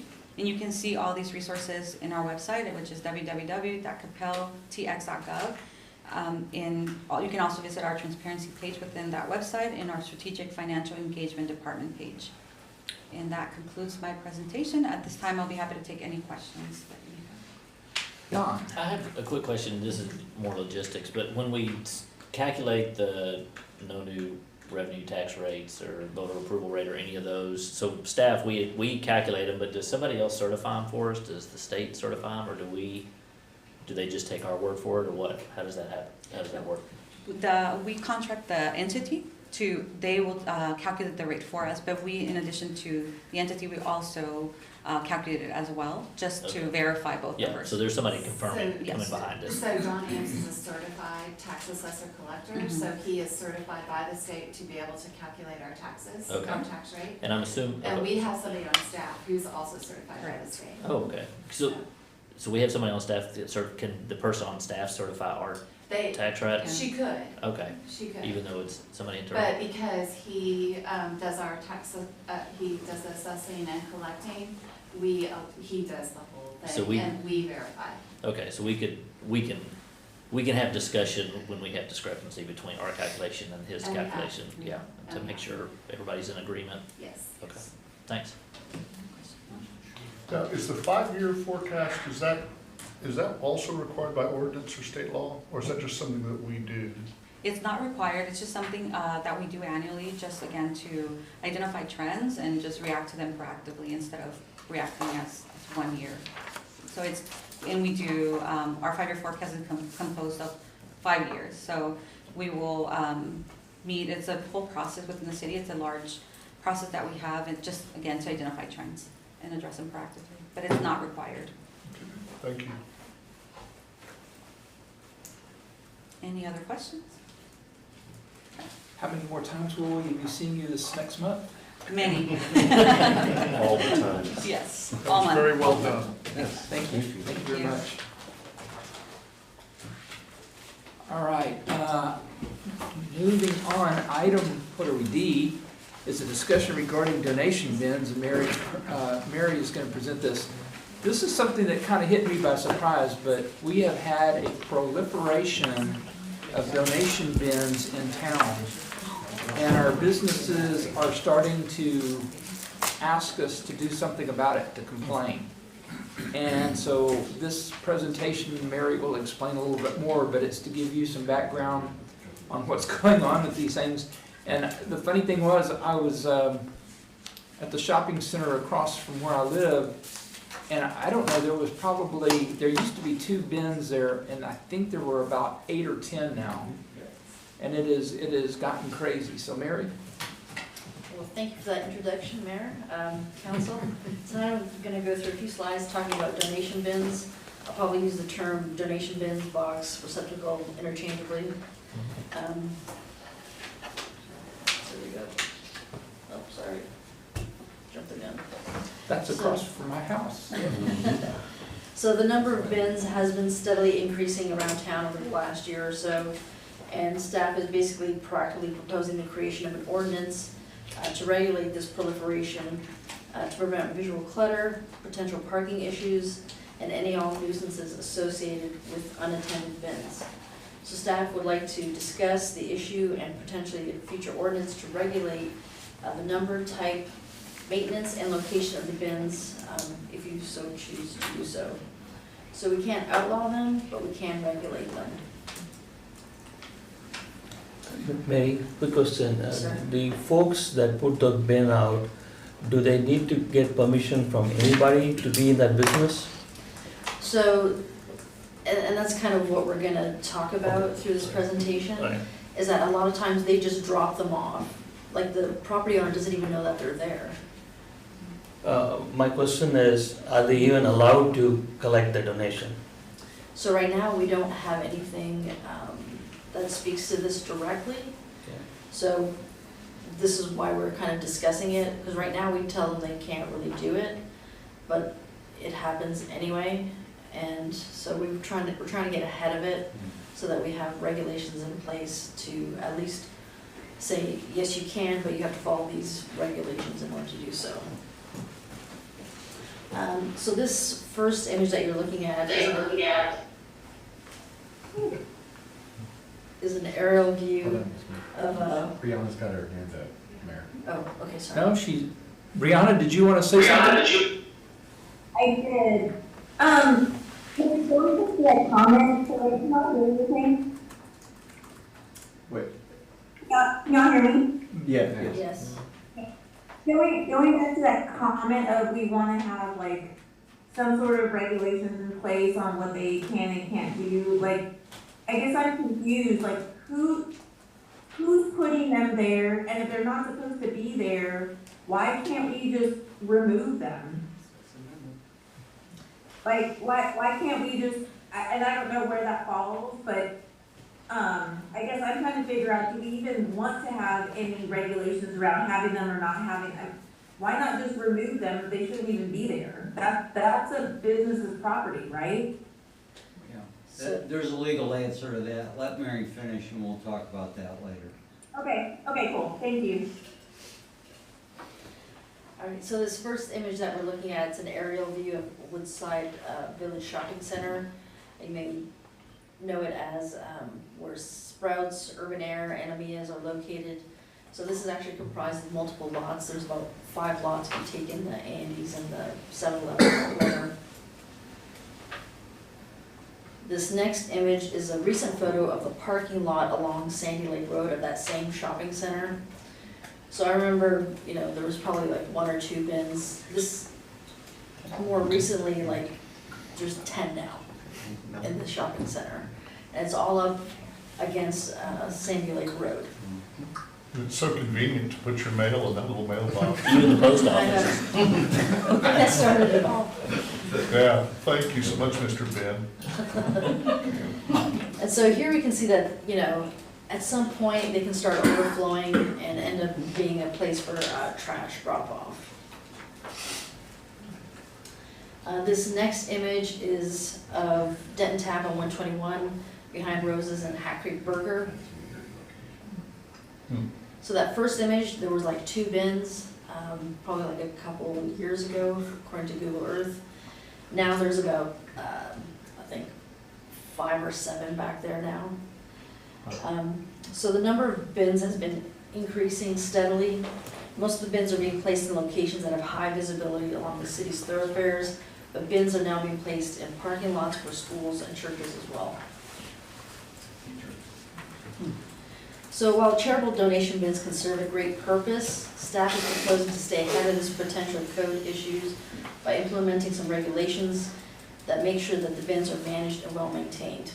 We would like to propose adopting regulations through an ordinance if City Council would like to implement regulations. These would apply to all existing and future bins.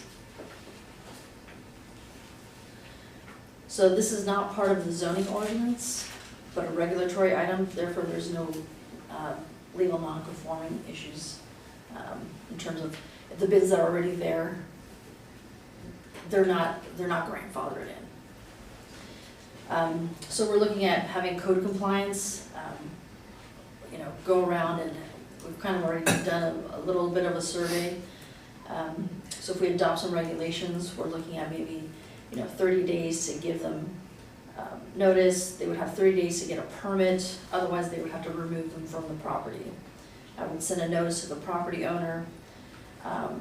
If that wasn't complied with, then we could possibly have the city remove it and have the property owner or the receptacle owner pay for that. Just a quick question. When you say 30 days for them to get a permit or move from the property, are you proposing or suggesting the person that owns the donation bin or the property owner? So, and that's part of the issue, is that some of the property owners don't even know that they're there. Well, that's what I was just trying to understand, kind of what you were proposing is who would be responsible for getting the permit? So what would happen, and we're gonna kind of get into that, what we're looking at is, you have to get permission from the property owner. And then if the property owner signs off, then you can apply for the permit. Okay, thank you. So we're looking at, what kind of zonings would we potentially allow this in? So we're looking at some of the commercial zonings, so like commercial C, retail R, highway commercial, and light industrial. So it doesn't include all of the commercial zonings, like it doesn't include, it's up to you, right? But we're not including office or town center or the historic district for this presentation purposes, but obviously nothing was written in stone, so whatever you wanted to do. We would also require a permit and a decal be placed on the bin so that we know that they've gone through that permit process. Now this brings up a question, because we're looking at what kind of commercial zoning we'd like to do it in. Would you also want to allow it for churches and school properties? And I ask that because a lot of those facilities are not zoned commercial. They have single-family residential zoning behind that. So we could make exceptions for churches or schools if you so chose to. Yes, I know. Because they're allowed in any type of zoning. So you could have them in commercial, you could have them in residential zonings, churches and schools. At one time, they talk about Mary, the schools had recycling for paper and magazines. The elementary schools did as a way to raise money. So we have some historical background. The school has allowed some kind of bin drop recycling. Because this is just recycling for personal property at the end of the day. So. Well, but the school would still have the ability to sign off on the permit, so they'd be able to regulate it. But why would we include schools is because they have, at one time, they had magazines and paper receptacles in the school for them to raise money. So they've had a hand to play in recycling. Ramesh? Maybe I'm jumping the gun here. I'm making the assumption that most of these bins are businesses or institutions that are outside of Coppell. Rather than going through all of this process, if we just let them know that, hey, we are getting ready to pass something, it would be best if you remove it in 10 days. And where I'm going with that is, by passing an ordinance, We might be preventing someone who lives in Coppell, let's say they have a tragedy and they're collecting donations. We don't want them to go through this process of taking permission from the city. So why limit our residents, I mean, why make them jump through hoops if we can tell this out of city folks too? I guess I'm not quite understanding your question. So this would only apply to commercial boxes or boxes. So when someone takes personal donations, that's typically not done through a collection box. Yeah, these are unintended Right. donation box or receptacles. So what are you thinking of? I was thinking that if you just tell them, we're going to pass an ordinance, if you don't clean up your act, take your stuff and leave in 10 days, maybe they'll do it. And if they don't, then why pass an ordinance and create another legal process when we don't have to? I'll answer that question when Yes, she's sir. done. Brianna's hands up. I'm sorry, Brianna, you're on mute. I know, thank you, Kevin, for watching that, thanks, Mayor, but, sorry, Bob, will you answer that question? Were you going to say you were going to answer that question? I didn't want to interrupt that. thought process. Yeah, I just don't want to interrupt her presentation, but if you want me to answer it now, I will. No, Brianna, he said he'd answer it later. Here's two questions. I guess, also from the ordinance standpoint, are we seeing, like, are other cities, by any chance, do you know if they're seeing something similar as this? Like, Yes. is this? Yes. No, this is not restricted to you. I have a number of cities I've already written to donation box ordinances. Okay. I was trying to also find out, like, are we only seeing this here, the neighboring cities? Could we leverage, like you said, ordinance language from other cities? Right. And what could we use from that perspective? The other thing too, I was just gonna make a comment on this was, I'm also creating some regulations, because otherwise we could end up in a situation where, like, our entire parking lots, right, are all full of these bins. I'm all for giving donations, and I wanna make sure that that's clear, but I think we should be mindful of how many are on there, that they have been permitted, and that we also, are putting some responsibility on the organization to come and empty out those receptacles on a regular basis. Because if we have a lot of them, right, it could just be a complete overload, we have trash issues or anything else. But I think the other thing I was gonna ask about was, in your proposal, you talked about, like, the city either, we have the permit, and then if not, we remove them. Part of that too, what I'm concerned with is, like, manpower behind this. Like, I feel like our code compliance team is overloaded. Correct me if I'm wrong, but I just want to be mindful, especially being in the budget process, do we need to potentially hire and/or figure out how we account for that? So that's just my comment. As soon as Mary is able to go through the presentation, a lot of the questions are gonna get answered. And Bob has also said multiple times he'll answer Okay, questions. so let's let Mary continue on, because I think that they've already got most of these. For example, the permit requirements are on the screen right now, so you want to go through, continue Yes, on? Yes, sir. All right, so, I did send a survey out to other cities to say, hey, do you have some kind of donation box ordinances? A lot of them replied back to me if they did, so we are taking a look at it. We have looked into it. What I'm here for today is to see if you want us to go further into it. So a lot of what we're looking at here has been gleaned from other ordinances that other cities have adopted.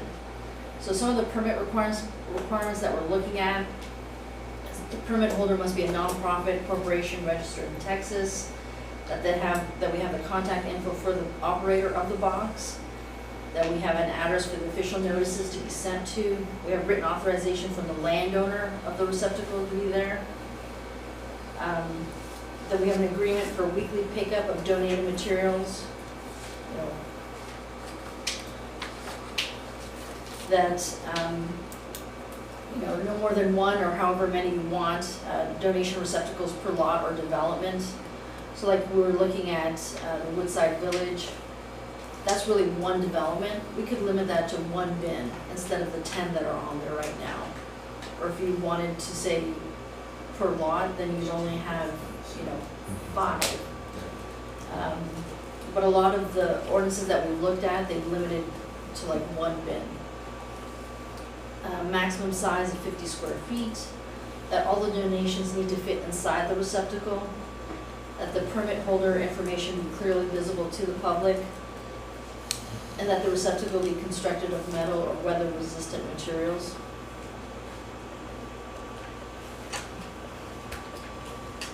We want, for that permit application, a site plan showing where on the property they were looking to locate it, that they are not occupying any required parking or landscaped areas, that they're not located in front of buildings, but they're located at the rear of the site. We want elevations of the receptacle, make sure that there's a locking mechanism so that people can't get into it.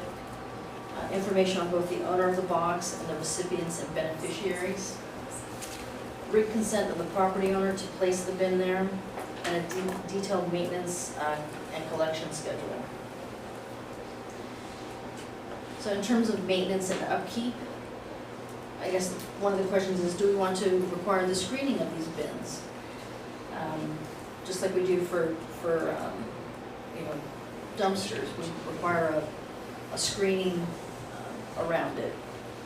Obviously, all the ones that we've seen out here, they're just placed on the ground and we're good to go. We want to make sure that they're, if we have any, that they're in good working order, not rusty, faded, or in disrepair. We want to be mindful of when the service hours to come and collect the goods. So 7 a.m. to 6 p.m. on weekdays, 10 a.m. to 6 p.m. on weekends. Make sure that they are emptied weekly. And that the collection of, it only has collection of clothing and household goods. And what I mean by that is clothes, shoes, purses, toys. It has to be able to fit in the bin. So you can't bring furniture and just leave it outside.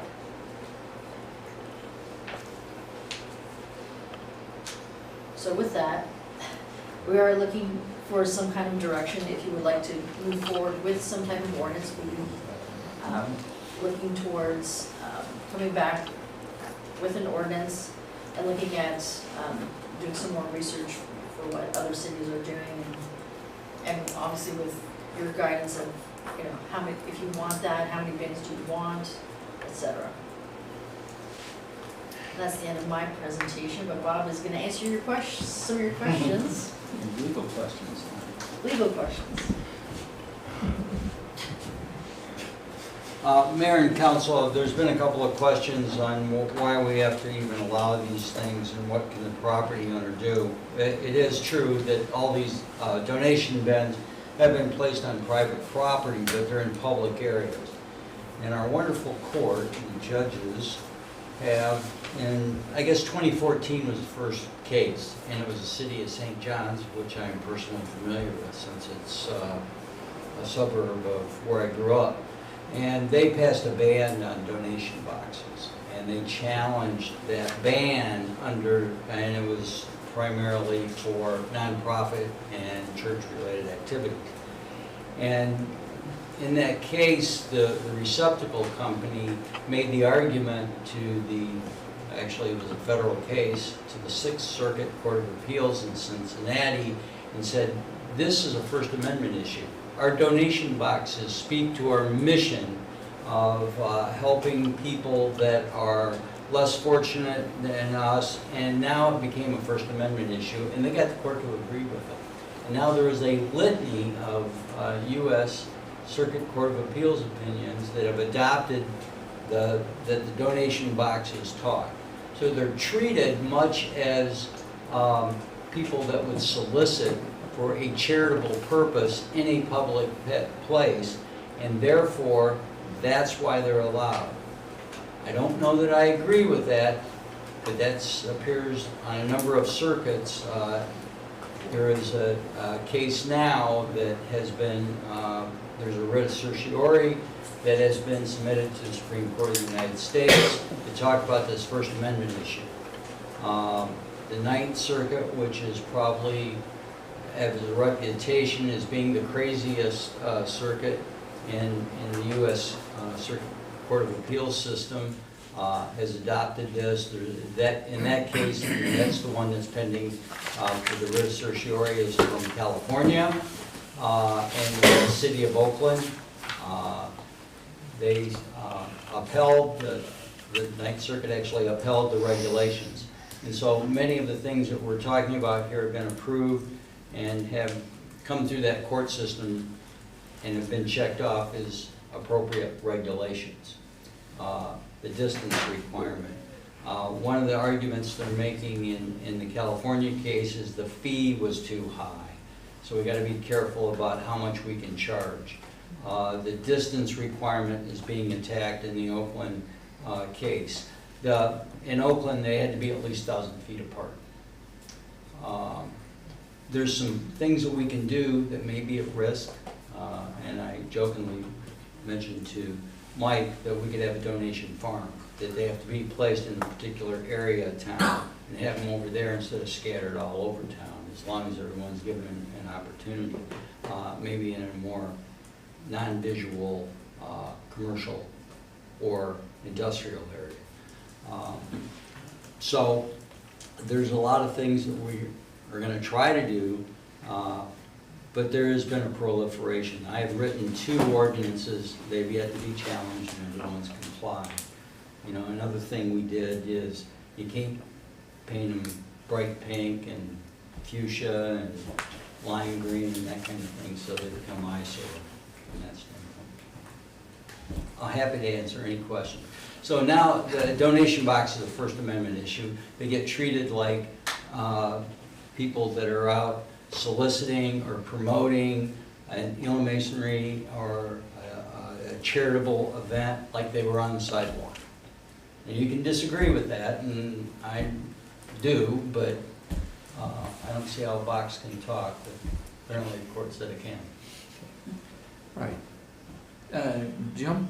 So, am I correct to presume, Bob, that if the landowner refuses permission for someone to put the box on their private property, that First Amendment right doesn't apply? I think that that's correct. Okay. And so... Because it is private property after all. Right. But if it's a place, you get into that argument, and you'll see that places of public accommodation or places open that are semi-public, like parking lot, now you get a different, you know, if someone's in that parking lot protesting, as long as they're not interrupting traffic, they have a First Amendment right because it's a place of public access. And I think they can make that argument pretty easily with a parking lot. Are you aware of any limitations legally on the requirements we could impose on the landowner with respect to anything that they allow on their private property? That the landowners were where the bans came from. That the landowner, that they prohibited and the landowner couldn't allow it. And so it was a zoning issue. Mm-hmm. And St. John's, it was a zoning, they were zoned out of existence. Of course, and that's too restrictive, because that's First Amendment, that's like zoning out First Amendment right. So the ban itself looks like it's not going to pass constitutional. But short of a ban, imposing requirements on the landowner, for example, requiring that the landowner either provide insurance for the bin and its value and the estimated value of its contents, or they require proof of insurance from the person placing the bin in the parking lot, that they have adequate insurance for the value of the bin and its estimated contents. It's so restrictive that it has a chilling effect, you got that problem. Just requiring insurance? No, the more, but it's, you know, it becomes dogpile. How many regulations can you get away with putting on the owner and the receptacle owner where it becomes so burdensome that it has chilling effect? That's all I'm saying. Mm-hmm. Okay, thank you. So we can there may be a smorgasbord of regulations, and I think you get to give me your 7 best, and I may not be able to put all 25 on there. Because if you do, then they'll say that it's so restrictive that no one can comply, then it is in effect a ban. Can we treat them, I mean, I know that when we zone like a new building, our zoning, our parking lot requirement requires a certain number of spaces per square footage of the building. So, and I take it, Mary, that your reference to that it can impair required spaces is referring to that aspect of the zoning process? Right, when you have, especially if you have a smaller lot, every space is critical, right? So if you require 10 spaces and now you're taking up 2 with bins, you really can't have a certain type of business Like there. Braywood, for example, is a smaller strip center. You know, depending on what the uses are in there, it's more restricted than, say, you know, Sprouts, because it is such a big parking lot. They've got more spaces available, where a smaller development would have less spaces. If you went down where the Coppell embroidering is, and down there, that's a very small, I think there's a vape shop down there. You put a bin in there, they may not have enough parking at all. So who would be the responsible party? That'd be the landowner, right? Yeah. Because they would give consent to the bin, and then they would be impairing their own zoning conformity. Yeah, and one of the things that we talked about, a lot of these bins are just being dropped in. If you go back to the picture that Mary had of Sprouts, that's one company. So a lot of charitable organizations hire someone to put the bins out for them, and this one's for Bob's charity, and this one's for Jim's charity, and this one's for Kevin's charity. But it's one company dumping all those bins out there. See, all those are from the same company, all those white ones. They have the same logo on them. They may have different recipients or beneficiaries. And that is really the problem that is systemic, at least in the Dallas-Fort Worth area, is there's a number of bins, a number of properties. And if we had, one of my other cities has vacant properties, and they got a ton of them, and the property owners in California. And so that's one of the things that we're trying to clean up there by restricting the number on those lots, is the absentee owner. Now the city's responsible for removing them, because that's what's gonna happen. Yeah, and then, I mean, also the potential for fire hazards, things, hazardous substances. I mean, I would refer to these things personally as mini dumpsters. I mean, I don't think they're really. There's no one, you're right. I mean, we've got CCA, we've got Goodwill, we've got MetroCrest, we've got all these wonderful established organizations that would love to receive genuine donations of clothing, shoes, that sort of thing.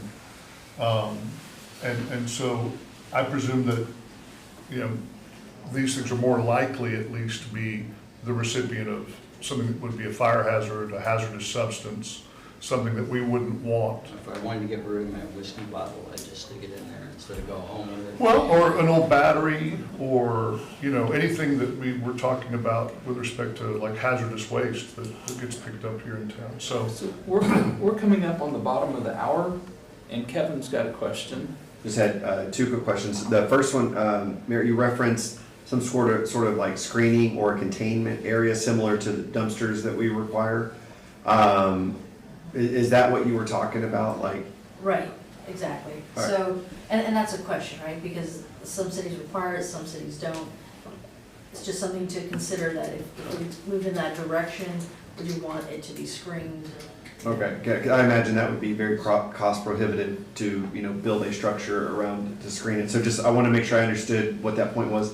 And the second one on there, and I didn't get all the details on the first one. All these companies here, like, do we know if they're nonprofits or are they for-profit companies that are hiring these things? Like, There's both. There's both. and so, like, was there a use limitation in the permit to nonprofits? Now, that was a point of attack in one of these, and the court talked about a profit for nonprofit, and is that really fair? But that's really what these, there's not many for-profit I missed that. recycling bins. So I wanted to make sure that I saw that point on there. So I just want to make sure, because I was just curious if we know if they are for-profit or nonprofit companies right now that are using it. Mayor, how do you guys feel? Do you want us to give you something to start working on and looking at, and then we'll come back and do a workshop and say, I like this one, I don't like this one, or is Mr. Yeah. Hager write as many of the restrictions you can get away with, or whatever it is you want to do, and give you something to look at instead of just kind of... I want to ban it, and if I can't do that, I want to effectively ban it. He said with a wink and an eye. I was winking and nodding for the record. I got thumbs up from everybody but Kevin and Don. Yeah, I'm in favor of seeing something. Let's take a look at something. Let's go I'd like to do forward. that. You got, yes, we will move forward. It looks like we don't And have. the thing I heard was I didn't know about They're paying for the some First amendment. Amendment thing, that, Well, it's Yeah, scary. yeah, yeah. all right. The Ninth Circuit's getting better. Thank you very much. some of the You know others how getting popular worse. you I were. know, yeah, that's all right. All right, the time is 7:26. We're at the end of work session, and we will move into council chambers for a regular session at 7:30. Great job, Mary.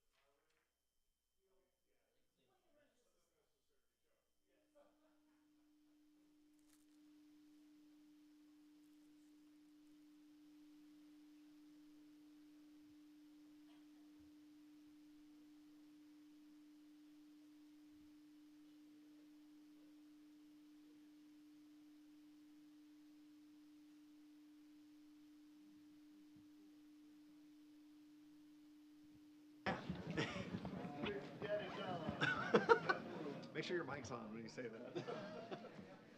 Remember Big Daddy Johnny Garland?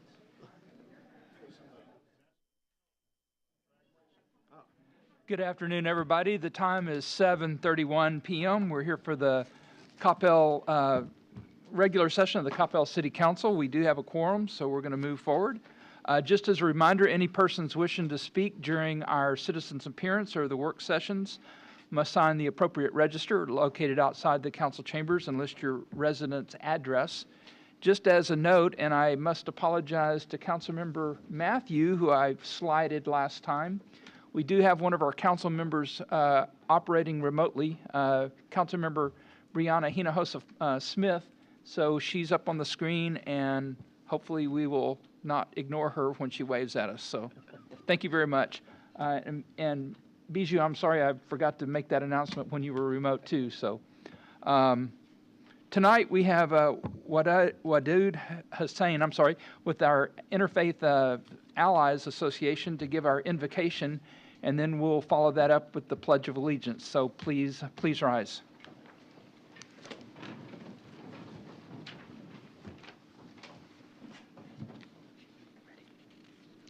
Good evening, City Council. I come here on behalf of the City of Coppell Allies and Community Interfaith Group, and also many other Coppellians, and also our Islamic Center of Coppell. In the name of God, the most compassionate, the most merciful, all praise is to God, the creator of heavens and earth, Lord of Adam, Noah, Abraham, Moses, Jesus, and Muhammad, messengers who are sent with compassion and justice for all. God, our sustainer, master of this life and the next eternal life. You alone we worship, and you alone we seek help. Guide us along the straight path, the path of those who have been blessed. God, creators of every precious human being, diversity, ethnicity, culture, language, so that we may get to see the wonders of your greatness and majesty in each other. Grant us unity of heart for your service, and the service of each and every creation without bias. Facilitate our affairs with deep guidance away from ego and lower self. Allow us to rise to our best self. Our Lord, bless us, our families, and our community. Guide and empower our elected and city officials to make decisions that maintain the sacred institutions of family and community. Guide us to maintain the harmony and sense of inclusion in our beautiful city. Remove from our hearts any ills towards others. Help us focus on our commonalities while appreciating our diversity. Help us set good examples for our children by supporting what is right and by standing up united against what is wrong. Inspire us to face adversity with humility and courage while swiftly addressing them. Help us maintain the integrity and good reputation of our city while continually self-improving. Finally, our Lord, and as we represent in this chamber, we ask you to reward those that volunteer their time and their effort to be of service to others. رَبَّنَا تَقَبَّلْ مِنَّا إِنَّكَ أَنْتَ السَّمِيعُ الْعَلِيمُ. Our Lord, accept from us, indeed, you're all-hearing, all-knowing. Amen. Please join me in the Pledge of Allegiance. I pledge allegiance to the flag of the United States of America and to the republic for which it stands, one nation, under God, indivisible, with liberty and justice for all. Thank you. Please be seated. All right, item number 5 is a proclamation, and I'd like to invite Megan Wolf and members of the Community Experiences team to come forward.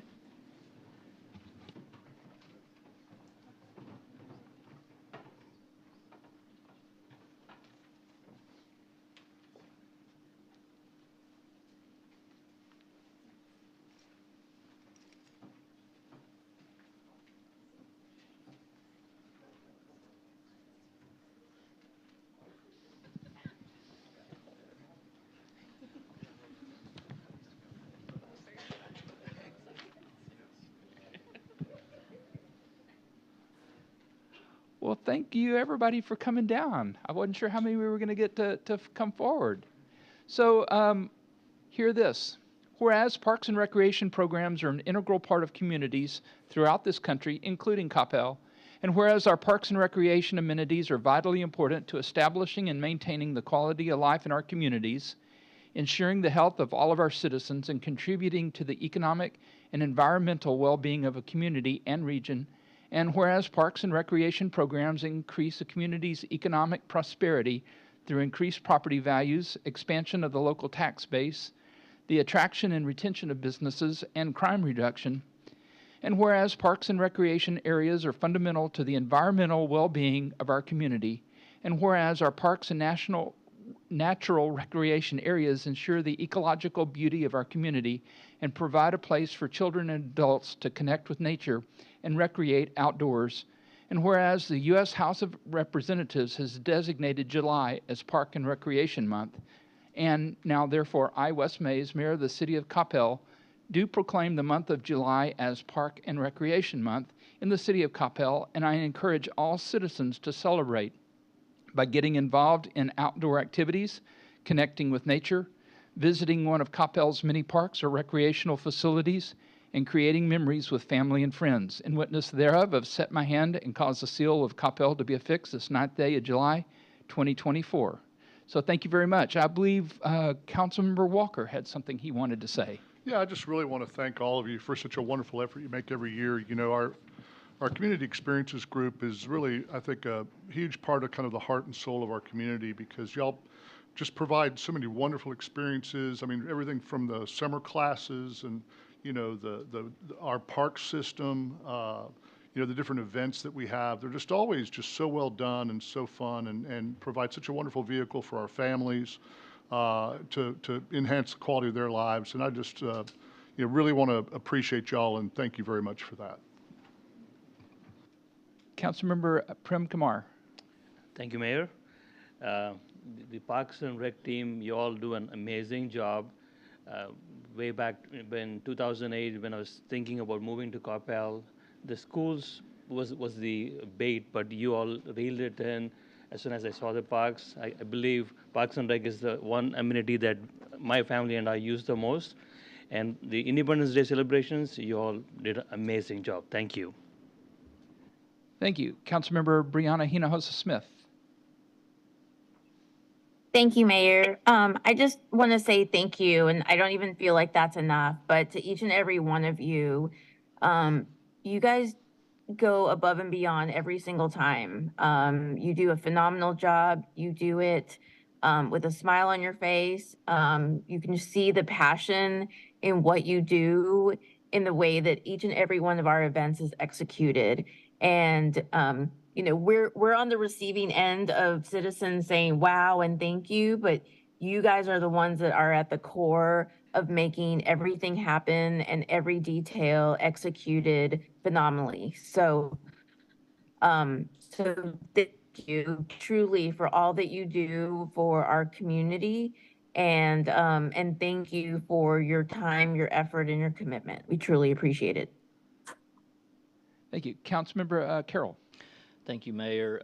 In particular, recent events that I want to talk about. Miss Wolf, Miss Wolf down there? Yes. I wanted to say thank you to Miss Wolf in particular for the Celebrate Coppell. I'm sorry? It's on. Okay. I got the green light. For Celebrate Coppell and the parade and all the events of recent days. I thought they were fabulous. I've heard nothing but great things from citizens around town. So thank you very much, Ms. Wolf, for putting that together. And I know that is, I would say it's our largest event. Is that fair to say that's our largest event that we put on every year? And so you and the broader team did a phenomenal job with these recent days. Let's give them a round of applause for this.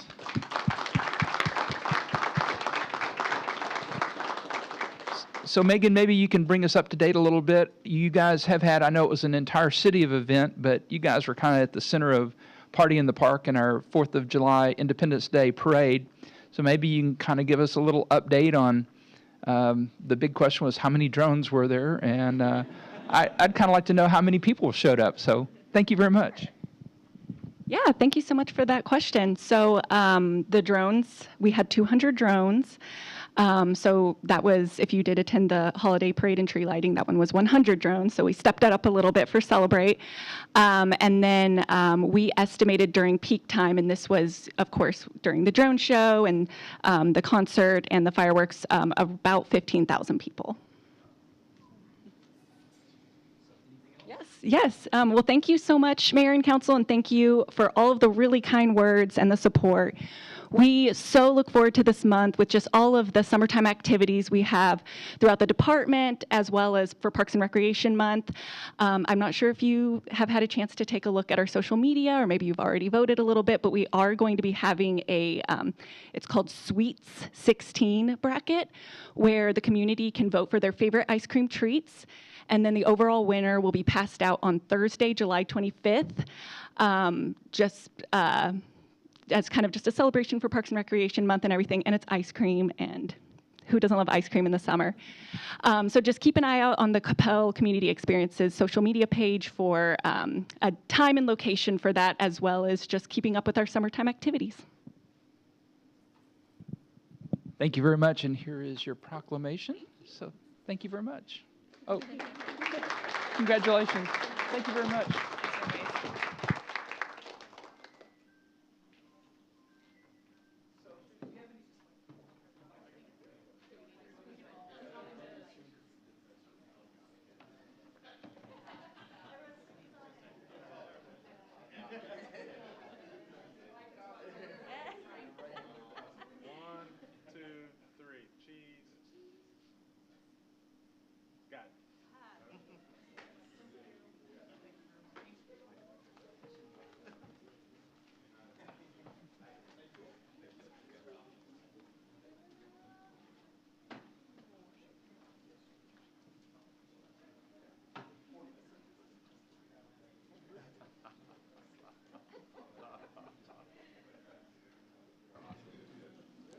Okay, item number 6 is a citizen's appearance.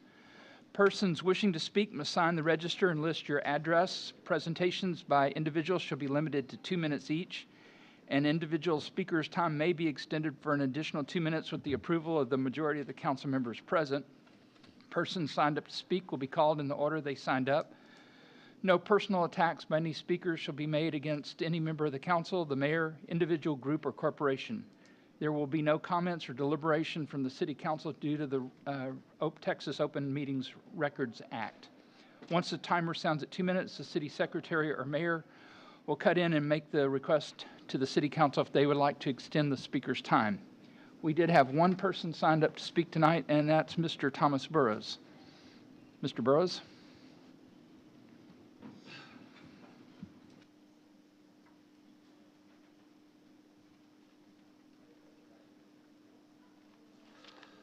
Thomas Burrows, 138 Win Page. I do want to make mention that, Mayor, you sent pictures of your granddaughter, but you didn't tell us what her name was. So, you know. That was, and I apologize for that, that was on Facebook, and that was done on purpose. Oh, okay. Well, I guess we'll just be the unknown granddaughter of Mayor Wes Mays. We have an extremely large number of streetlights on East Sandy Lake and East Beltline that are not working, and unfortunately Encore has limited the number of lights that you can go out there and say aren't working. So after you do 3 or 4, they won't let you turn them in anymore. So in the past, when I would turn in 20 or 30, I can't do that anymore. Maybe somebody that works for the police department or the city might also help me out on that. We have a large number of unused power poles on Denton Taup and South Beltline. Grass south of Dividend on South Beltline that is 6 or 7 feet high. That's been turned in since November of 2023. Bridges on Denton Taup, they have street lights that are covered up by trees. You know, it's kind of hard to see them. Area on Frontage Road south of 121, right before MacArthur, i.e. Firestone there, the grass is 7 feet high. And so the area next to the mayor's house, which there is an area there that has lots of dead limbs and stuff like that. So, you know, if we have a fire and it gets out of control, I hope you have everything, all your pictures copied, Mayor, and at another location, because your house might go down, because you're one of the 3 houses that's closest to this area. The area next to Chase Bank South has a dead tree and many limbs and high grass. Dead trees in the median on South Beltline, and if they're dead, they could at least be cut down so they don't fall on somebody. The area next to Chase North on Denton Tap, the mowing crews only do the front half of it. I don't guess they don't think anybody looks at the front.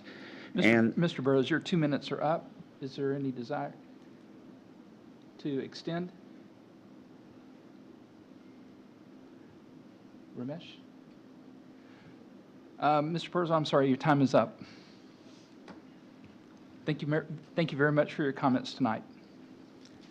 So I guess if I was somebody else, you would have let me have 2 more minutes. But I'll be back next time. I'll leave the rest of my issues with you, Mayor, because I think you might find them interesting. If you will give them to the city secretary, she can make copies for all of us. Thank you.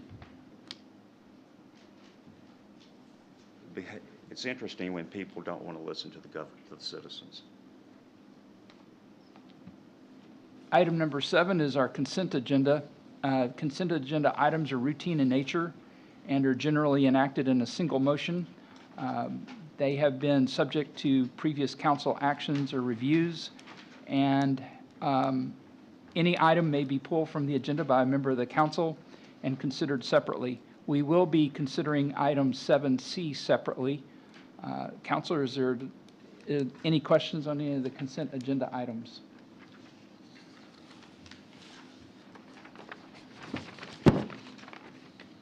Councilmember Nevels, Mayor Pro Tem Nevels. Agreed. All right. Thank you, Mayor. I move to approve consent agenda items A, B, and D through F.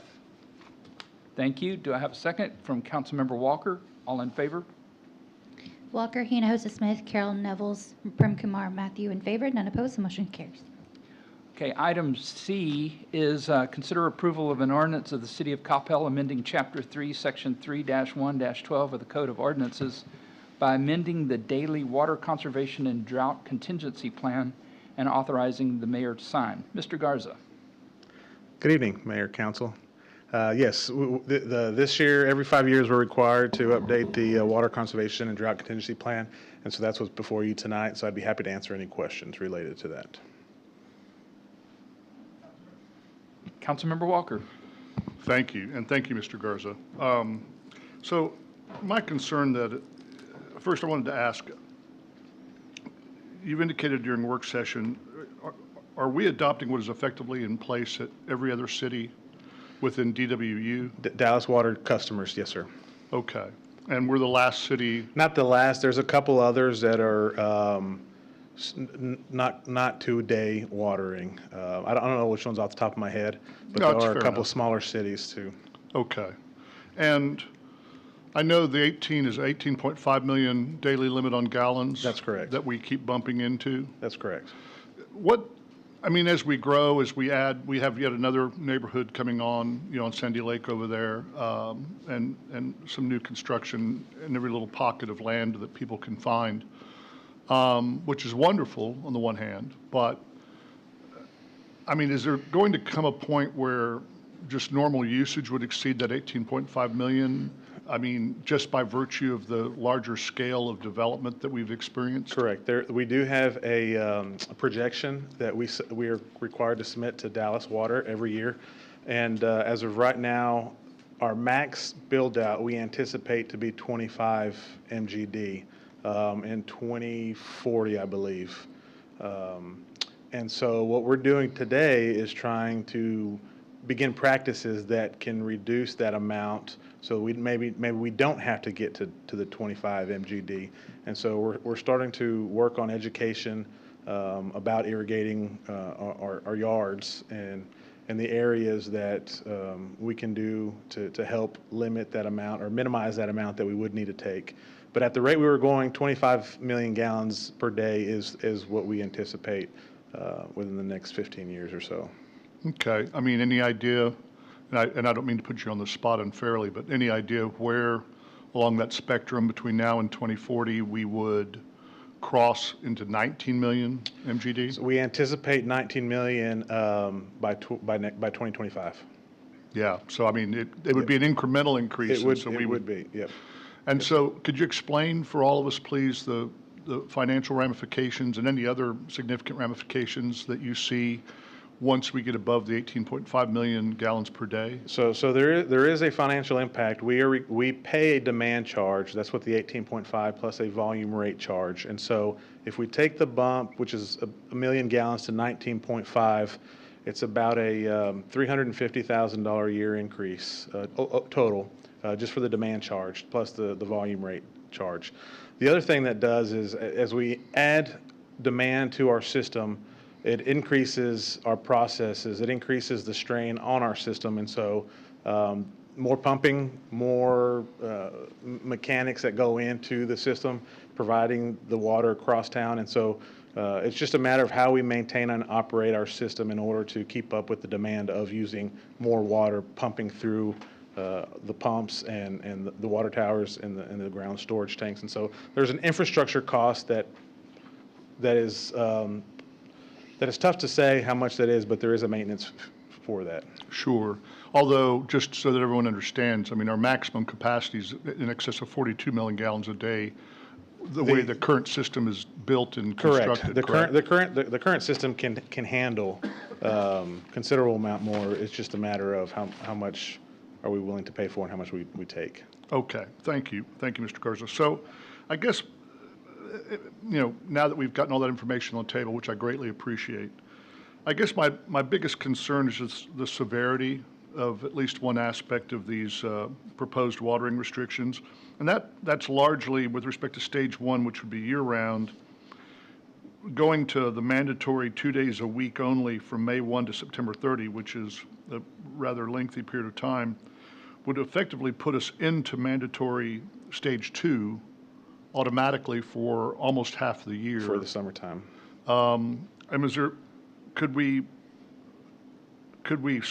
instead just make the 2 days a week voluntary for stage one year round, and then if we need to go into stage two, go to the mandatory? Otherwise, it seems like such a significant overlap that it almost renders stage one meaningless. Right. That is an option. The idea obviously was to start encouraging folks to begin the 2-day watering, which is what AgriLife, Texas AgriLife, I'm not a lawn expert, but that's what they recommend. Yards, all you need is 1/4 inch to an inch a week, and so 2 days a week will get you that amount of watering for your yard, and so that's how DWU has recommended and has asked majority of their customer cities to follow in line with what they do, and so that was the intent. There is overlap. I do see the opportunity there. It's something we could look at and see if that would make more sense. I'm sorry, I didn't mean to interrupt you. No. It's just the idea is we want people to understand that water conservation and irrigation is an important matter. Well, absolutely, and I agree with that as a principle. I guess we're effectively moving everyone into stage two automatically for 5 months a year, which suggests that since the watering, necessity for the balance of the year is really so much less, that we're really just putting everyone into stage two for the period of time. Yeah, we can review that and see what could make more sense. I'd like to keep it voluntary, and then we reserve the. Let me ask you this: what is it up to your office and the city manager's office to decide if we go into stage two? That is one what we call trigger threshold that would require that. Yes, one would be primary one would be Dallas. If Dallas called and said, "Hey, we lost a pump station here, we can't provide you water," that would send us into a stage. Sure. But yes, ultimately it would be our operations along with city manager's discretion determining. It's based off our supply and our demand, the demand, and if we can keep up with the supply, the demand, if our supply can keep up with the demand, and there's a threshold, if it's 85% for 3 consecutive days, we're not filling our storage tanks back up because everybody's watering and we can't catch up, that would trigger stage two. Or if we have a water line break that's causing all of our water loss, So there's different thresholds or triggers that would cause us to go into those different stages, and so. And see, this is kind of, I think that kind of brings me to my point, and I know that everyone was hoping that I would get there. You know, I think all those types of triggers that you identified, you know, failing equipment, you know, just usage of water, taking us up into a higher level, all of those are things that we can explain to people that we're now going into stage 2 for this reason. And I think people understand that and appreciate it and are more likely to be more accepting of it, and therefore I think more compliant. So I would rather leave stage 2 as it is, leave stage 1 voluntary, and then if the need arises where, you know, in y'all's judgment that we need, there's an adequate trigger to take us into stage 2, then we do that with explanation to everyone why we're doing that. And I think that would also help to increase our compliance rate, as well as just, you know, explain to people this is why we're now going to this level. And that would be my 2 cents on this. Yeah, one thing I did fail to mention, and it's just the recommendation of 2 days, it helps train the lawn to maintain the moisture for those 2 days, so the roots can have enough moisture when you're only watering 2 days through those summer months, and so that's. Fair enough, fair enough. And I understand the urgency of all this, but that would be my distinct preference if we could. Thank you, Mayor. Councilmember Matthew. Thank you, Mayor. With the existing ordinance in place, how many people did we penalize last year with $500? I don't believe we penalized anybody. Okay. How many repeated offenders were there? I don't know off the top of my head, but I know we had to reach out to several folks a few times about their watering and non-watering days or watering times. The majority of our phone calls were related to folks that had leaks and didn't realize they had leaks. When we reached out to them, that's what it ended up being, was that there was a leak on the irrigation system that they didn't realize they had, and so they were able to fix those. So what's the thoughts behind increasing from $500 to $2,000? In the event that we do get into a serious situation where we have folks that are, because we did have some folks tell us, just find me, I need to water my yard. And so in situations where we become in a drought serious time frame and we are needing to conserve water, I think those are the times where we would really consider finding folks that are abusing the watering restrictions. Thank you. Councilmember Prem Kumar. Thank you, Mayor. Thank you, Mr. Garza. And I apologize if I'm repeating anything that Councilmember Jim Walker said, but for the benefit of our audience, my understanding is that we have been tracking our water usage for quite a few years now, and the last couple of years we came dangerously close to exceeding that limit. And then you're hoping that with this ordinance, we will be able to better control that, jumping off the edge of the cliff, correct? Correct. Thank you, sir. Mayor Pro Tem. Thank you, Mayor. Mr. Garza, just a quick hypothetical situation for you, because in reading the the ordinance, obviously it was the discouraging planting of new landscapes, including lawns, hydro seeding, and sod, is part of the stage 1 restrictions. Hypothetically, let's say that there was a certain mayor pro tem in a city that rhymes with Schmappell, all right, and his lawn happened to die, and he was trying his best to bring it back to life, and he got an HOA notice that the lawn needed to be taken care of immediately, hypothetically speaking, of course. What would be a situation where any particular citizen or a particular mayor pro tem, how would we address that particular situation with the threat of fine or some sort of penalty from a group like an HOA or something like that? Correct. So we did experience this last year when we were in stage 2. There are folks that do, for the same exact reason, so we do have a variance request in the ordinance that allows folks to submit a request and variance that have recently planted new landscaping or sod because of reasoning that They were in the process of installing that when we went into stage 2, so they just couldn't let it die. And so we do allow some of those variances, and there is a process for that.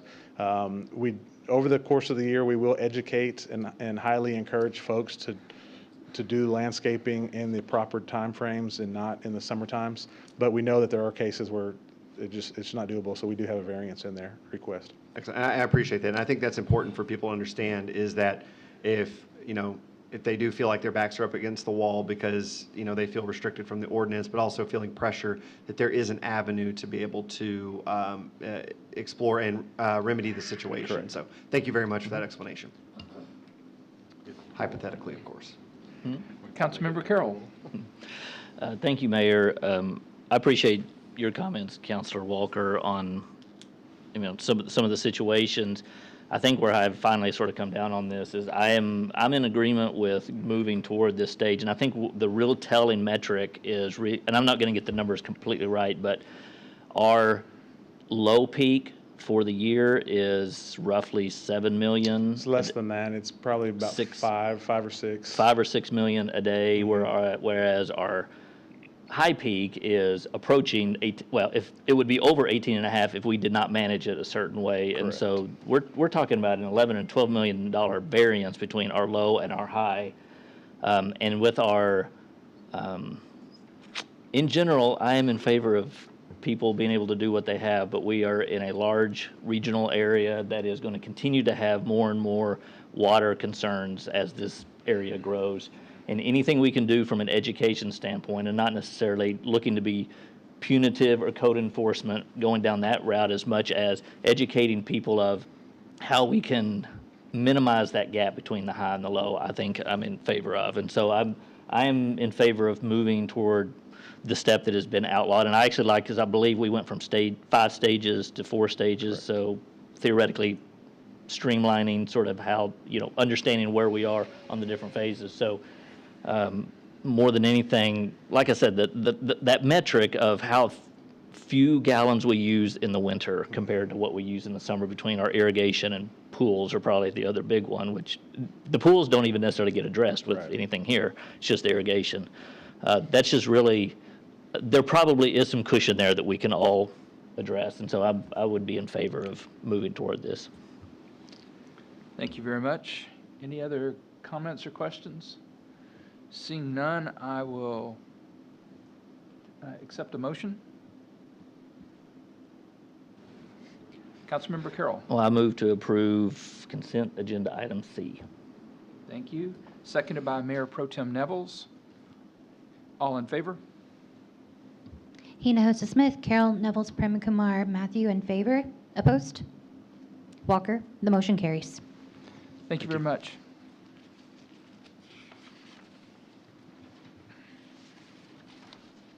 Okay, item number 8 is a public hearing, so I will open the public hearing.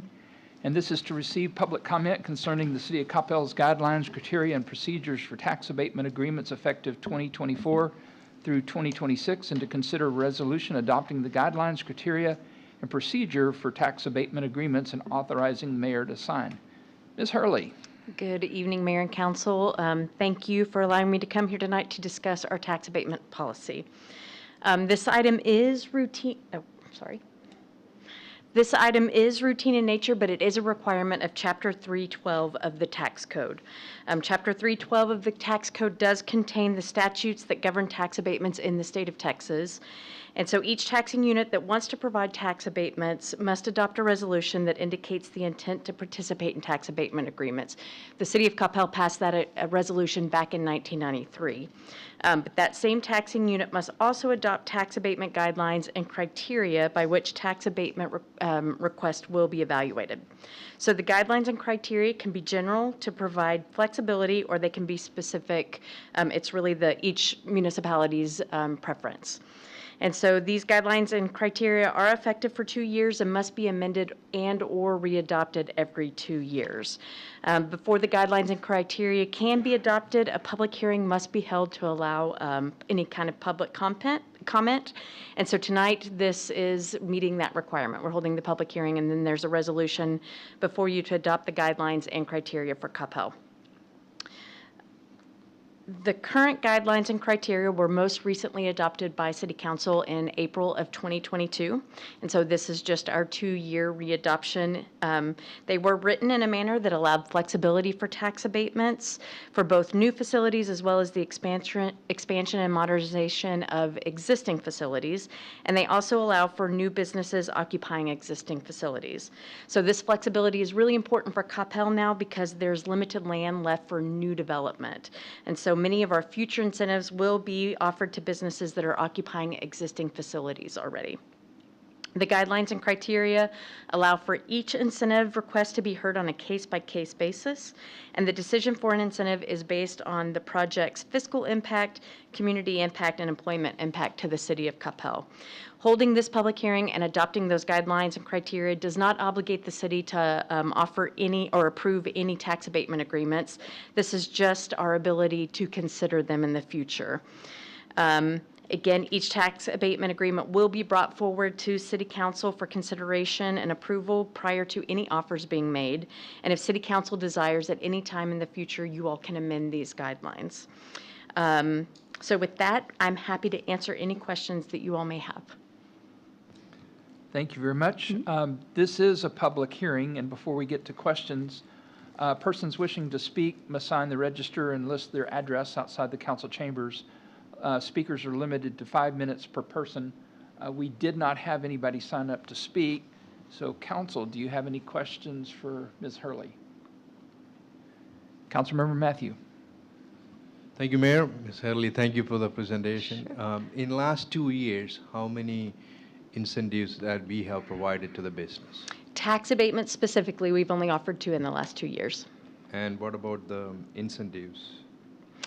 Beyond that, Chapter 380, we've also done some hotel incentives, so I would have to look at what our total is, but primarily the 2 large ones that we have offered were tax abatements. Okay, thank you. Mm-hmm. Councilmember Prem Kumar? Councilmember Walker. He just shook his head. Thank you, Mayor. Thank you, Ms. Hurley. Absolutely. I just wanted to make a comment that it's very important for Coppell to be very selective and targeted about the businesses that come into Coppell. This tax abatement gives us the tools to go after companies that reflect our values. And when we have successful companies that contribute to our sales tax revenue, I think we grow as a city. So thank you, and I'm going to be supportive of this. Thank you. Okay, thank you. Council, any other questions, comments? Well, seeing none, I will accept Mayor Pro Tem Nevels. Thank you, Mayor. I move to close the public hearing and approve agenda item 8. Thank you. Seconded by Councilmember Prem Kumar. All in favor? Walker, Hinojosa Smith, Carol, Nevels, Prem Kumar, Matthew, in favor, none opposed, the motion carries. Thank you. Thank you. Okay, item number 9 is consider approval of an ordinance authorizing the issuance and sale of City of Coppell, Texas combination tax and limited surplus revenue certificates of obligations, Series 2024, approving various documents related to such certificates of obligation and authorizing the mayor to sign. Ms. Tien. Thank you so much for saying all that for me. You're quite welcome. So this item is really the next step from the meeting that we had on May 14th when council authorized the notice of intent for the bonds to be issued. And just as just to remind the public, the bonds are being issued for Royal Lane in the amount of $24 million, for Fire Station number 5 in the amount of $11.5 million, and then for the Service Center improvements and construction for $12.5 million. That's the portion of this bond issue that is tax supported. There also in this bond is $5 million for water and sewer system projects, and that would be supported by the water and sewer revenue. And so tonight I do have Jason Hughes with Hilltop Securities with me this evening, and he is going to provide you with the results of the sale that occurred this morning regarding the Series 2024 bonds. In addition, Chris Settles, our bond counsel, he is with McCall, Parkhurst, and Horton, is with us virtually, right? Okay.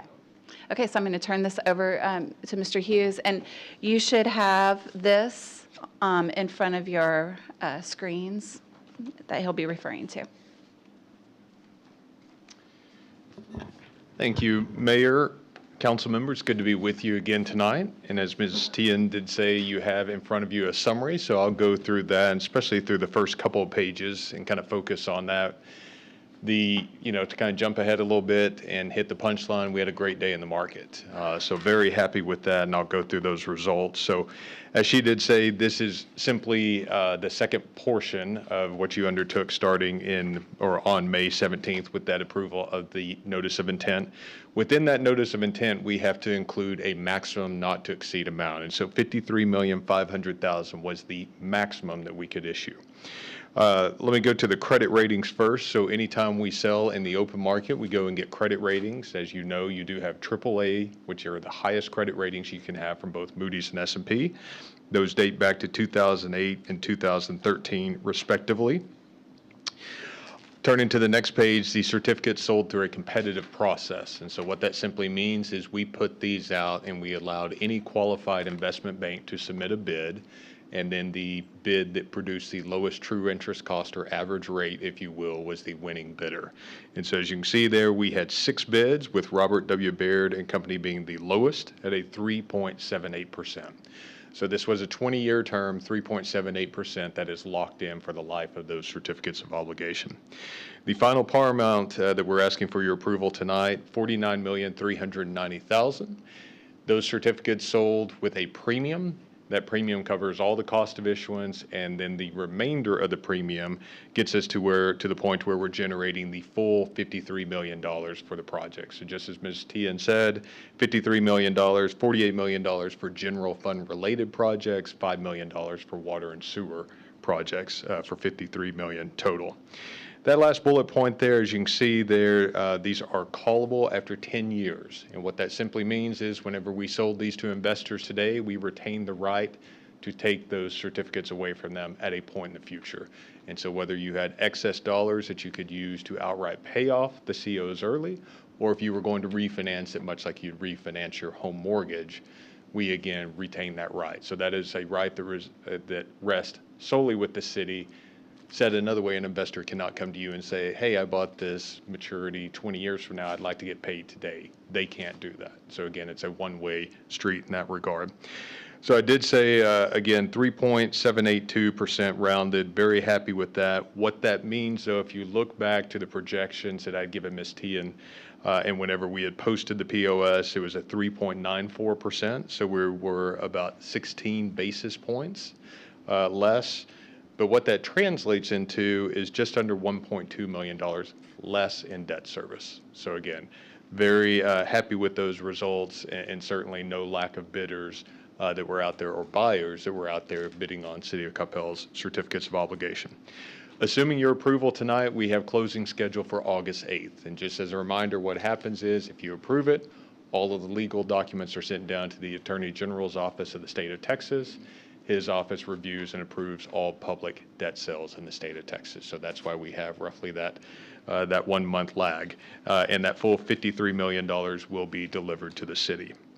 If you turn with me to the next page on the sources and uses, we do keep the 2 types of projects separate and for your accounting purposes. And so what we have provided or will provide are debt service schedules that tie to the general fund projects, debt service schedule that ties to the water and sewer project. So you can keep those totally separate within your books.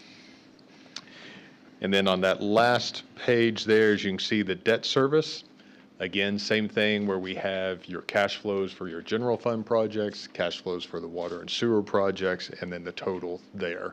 And of course, there's no debt service until next year, fiscal year 2025. So it gives you the opportunity to put that into your budget. Behind tab A, and I'll hit just a couple of high points here, these are the credit rating reports. And again, we have a AAA from Moody's, also a AAA from S&P.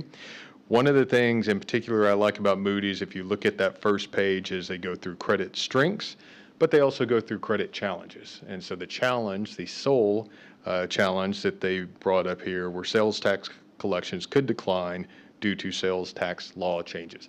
that is something that whenever we talked with them, we had a significant conversation about what the city has done, the planning you've put in place. So if there is a negative impact, and obviously it's tied up in the courts right now, but if there is a negative impact, City of Coppell is very well positioned.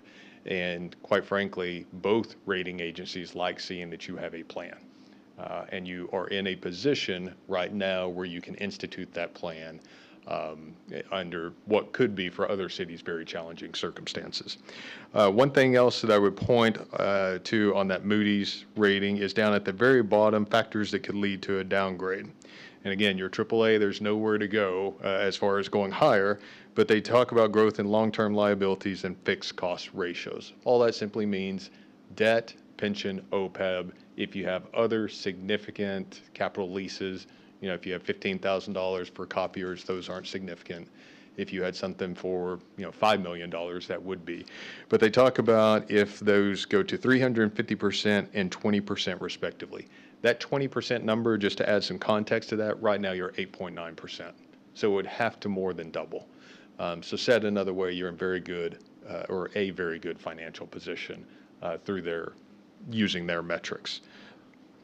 The last thing I would point out is on S&P, they also talk about, you know, what would happen as far as a downside scenario, and they talk about budgetary performance were to weaken materially. So again, the ratings, as I've talked to you in the past, they're historical in nature, they're current in nature, they're forward-looking in nature. So the AAA, even though you had it back in 2008, 2013 when it was first assigned, you as a council have taken care of that. And again, the rating agencies also see what's going on, whether it's the sales tax legislation, whether it's knowing that there's other needs in the future, and they still arrived at a AAA. So you're to be commended for that. So with that, that is my presentation. I'd certainly be happy to answer any more questions or answer questions you may have or go into any more detail as you would like. Thank you very much. Councilmember Walker. Thank you, Mayor Mays. Thank you for that presentation, sir. I just had just a question. In the initial projection in Ms. Tian's memo, the bond issuance cost was projected at $500,000 for a total of $53,500,000. And in the sources and uses chart in the first section of your presentation, the cost of issuance total out at $263,000. Is that, am I correct then to read that to mean that the cost of issuance came in lower than what we'd projected at the 500,000, or? So it did come in lower, yes, sir, and that cost of issuance, so that covers my fee, financial advisory fees, rating agency fees, bond counsel fee, attorney general fee. So I typically go very, very conservative on that. And so, yes, it did come in below what we had budgeted. Was that a function largely of the reduced debt cost? It was a function of, in particular with the rating agency fees, their fees are a little bit more fluid, for lack of a better way of describing them. And so again, I'm always very conservative on that, and I don't want to come to a point to where I'm coming in saying, well, I estimated 200 and it was 500. Oh, so, sure. But I mean, but that's good news though, generally yes, speaking. Okay. Thank you, sir. Yes, sir. Councilmember Matthew? He just answered my question. Oh, all right. Any other questions? Councilmember Prem Kumar. Thank you, Mayor. Thanks for the information. I have two questions. Yes, sir. The first one is, I know we have the option to pay it off in year 10. My question is, like we do with our mortgages, like in year 2030, our principal payment is $1,265,000. Does the city have an option to pay double of that as towards principal? So you can. What happens though is we have told the investors that they are locked in for that 10-year period, right? So if we would not have done that and we said, okay, we would make these callable anytime. For instance, in your example, I can pay off my home mortgage at any time, right, without any kind of lockout period, if you will. In the municipal market, if you do that, the cost goes extremely higher or goes a lot higher. So that 3.78% rate, if we had traded that off, that goes up significantly. So yes, we can do certain things, you can pay that off, but what that involves is putting money into an escrow and paying the interest on that through that call date. Okay. There are times when that can be advantageous, depending on, I know I'm getting into the weeds, I apologize, but depending on what rates are in your escrow, sometimes that can money out, sometimes it doesn't. Okay. All right, my second question, again, the fees that the city pays to Hilltop Securities, that will also include the ongoing task of, I believe you will take care of the accounting, reporting, collecting from the city and making sure the Attorney General and all the other parties are paid. Yes, yes, sir. So, and that's a great question. So the certificate of obligation issue is meant to be self-contained as it relates to fees. So all of the fees are paid from here. So yes, we do pay bond counsel, attorney general, rating agency fees, all of those things. Thank you, sir. Yes, sir. Council, any other questions? Seeing none, I will accept a motion. Oh, I'm sorry, we need, oh, I'm sorry. No, I just wanted to remind you that there's certain motion language that you need to use. And did, Oh, I have it, it's right here. okay. oh, thank you very much. I guess that means I need to call on Councilmember Walker. Thank you, Mayor. I move to adopt an ordinance authorizing the issuance and sale of, quote, City of Coppell, Texas, comma, combination tax and limited surplus revenue certificates of obligation, comma, Series 2024, close quote, and approving all other matters related thereto. Did I have a second from Councilmember Carroll? All in favor? Walker, Hinojosa, Smith, Carroll, Nevels, Prem Kumar, Matthew in favor, none opposed, the motion carries. Thank you very much. Thank you. All right, item number 10 is the city manager's report with project updates, future agendas, and direction from the work session. Mr. Land. Thank you, Mayor. Real quick, are you going to cover a little bit about solid waste? Were you going to do that in your comments? No, okay. All right. So first off, we have South Beltline. We are down to the punch list items, and we are working on getting the digital sign installed. Woodhurst, the sanitary sewer installation is complete. 98% of the water line is installed. Storm drain installation is to begin within a week or two. Street paving from cul-de-sac to Hillhaven is complete, and sidewalks are being constructed. Fire station number 5, the contractor will start the installation of the storm drain on Thursday with lane closures on Moore Road, and will be finished with that work before the school starts. I know we asked that question coming up. DART will have full lane closures on Freeport Parkway to install the tracks from July 26th through the 29th. We received news today that the Texas U-turn at 635 and South Beltline will begin construction by TxDOT on August the 12th, and it should be complete by the summer of 2025. That project, where's Mike? How many years has that been since I've been here? As long as I've been here. Yeah, and how long have you been here? 17 years, right. So finally. This is also the last opportunity for folks to participate in the Community Experiences Master Plan Survey. So visit engage.coppelltx.gov to take the survey and provide feedback there on the interactive map. So I want to say thank you to the community for your support, as Crowder Gulf picked up about 95% of all the debris during the month of June, and Republic has completed its first go-through in the community. In total, about 1,100 tons. I'm looking at Louie out in the audience.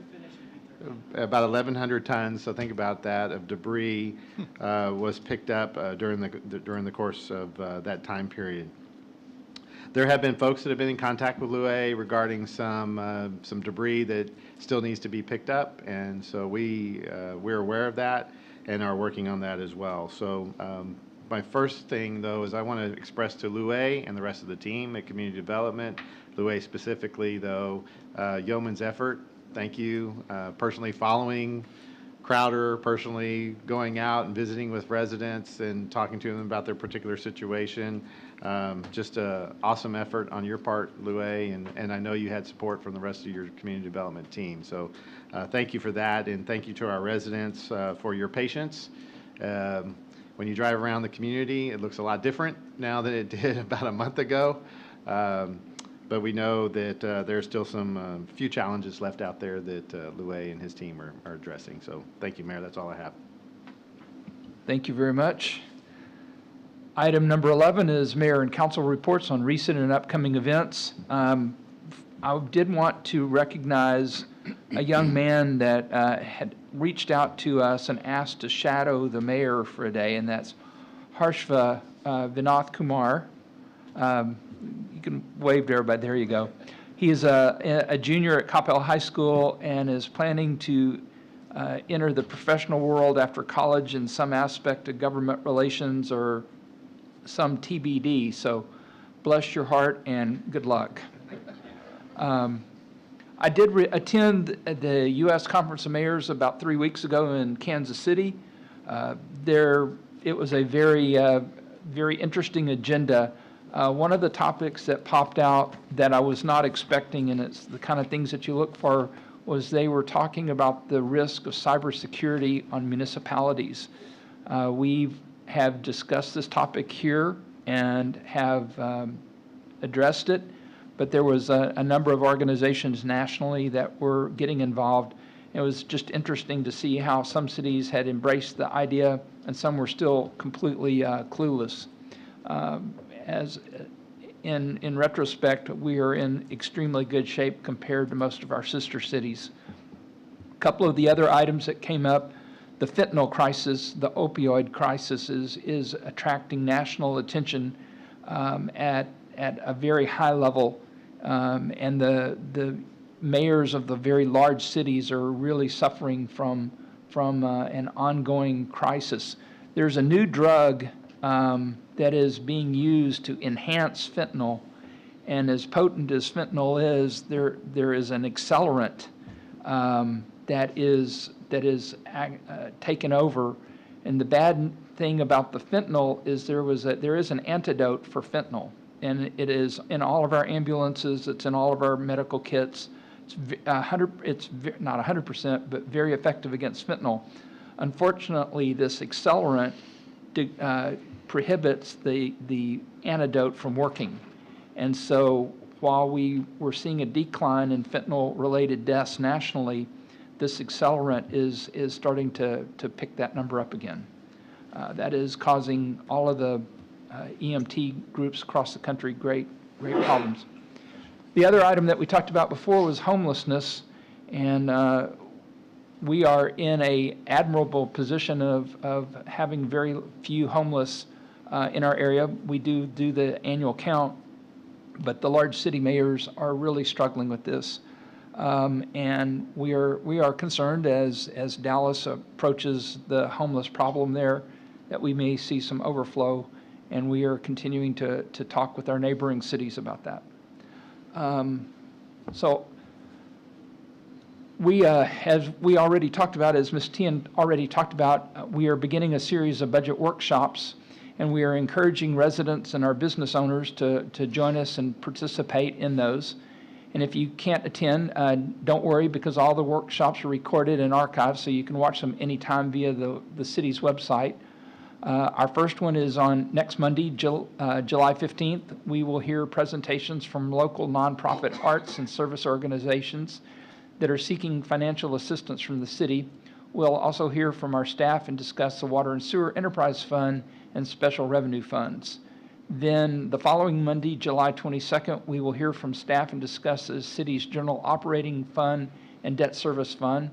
And then 3 weeks from tonight, on Monday, July 29th, we will perform a final review of the proposed budget and discuss the proposed tax rate, since the comptroller should have the assessed values at that point. The budget workshops are open to the public and begin at 6 p.m. in the second floor conference room located here at Town Center at 255 Parkway. Details about each fund are available on our budget process webpage at coppelltx.gov/budget process. Council, anybody have any other items? Councilmember Walker. Thank you, Mayor. I just wanted very quickly to point out that I don't know how many people saw it, but the Dallas Morning News had a wonderful article about the Coppell Arts Center. It had an incredible picture of the Arts Center around dusk with it all lit up. The Chamber of Commerce couldn't have printed a more flattering or more complimentary article about our Arts Center and talking about how it draws so many people into our community and how well attended the shows are. And I just wanted to compliment again everyone associated with the Arts Center, including the Arts Center Foundation, for all that they're doing to bring such wonderful attention to our city. Absolutely. Thank you very much. I did have one other item, just as a note. After the recent storm that blew through the Houston area yesterday, we have dispatched one of our fire department units down to assist in the post post-event debris cleanup. So we'll be thanking those guys for spending their time down in the Houston area. All right, item number 12 is public service announcements concerning items of community interest with no council action or deliberation permitted. Do we have any PSAs? Seeing none, item number 13. There was no executive session, so therefore we had no necessary action. And item number 14, there being no further business before the council, we are adjourned at 8:32 p.m. Thank you very much.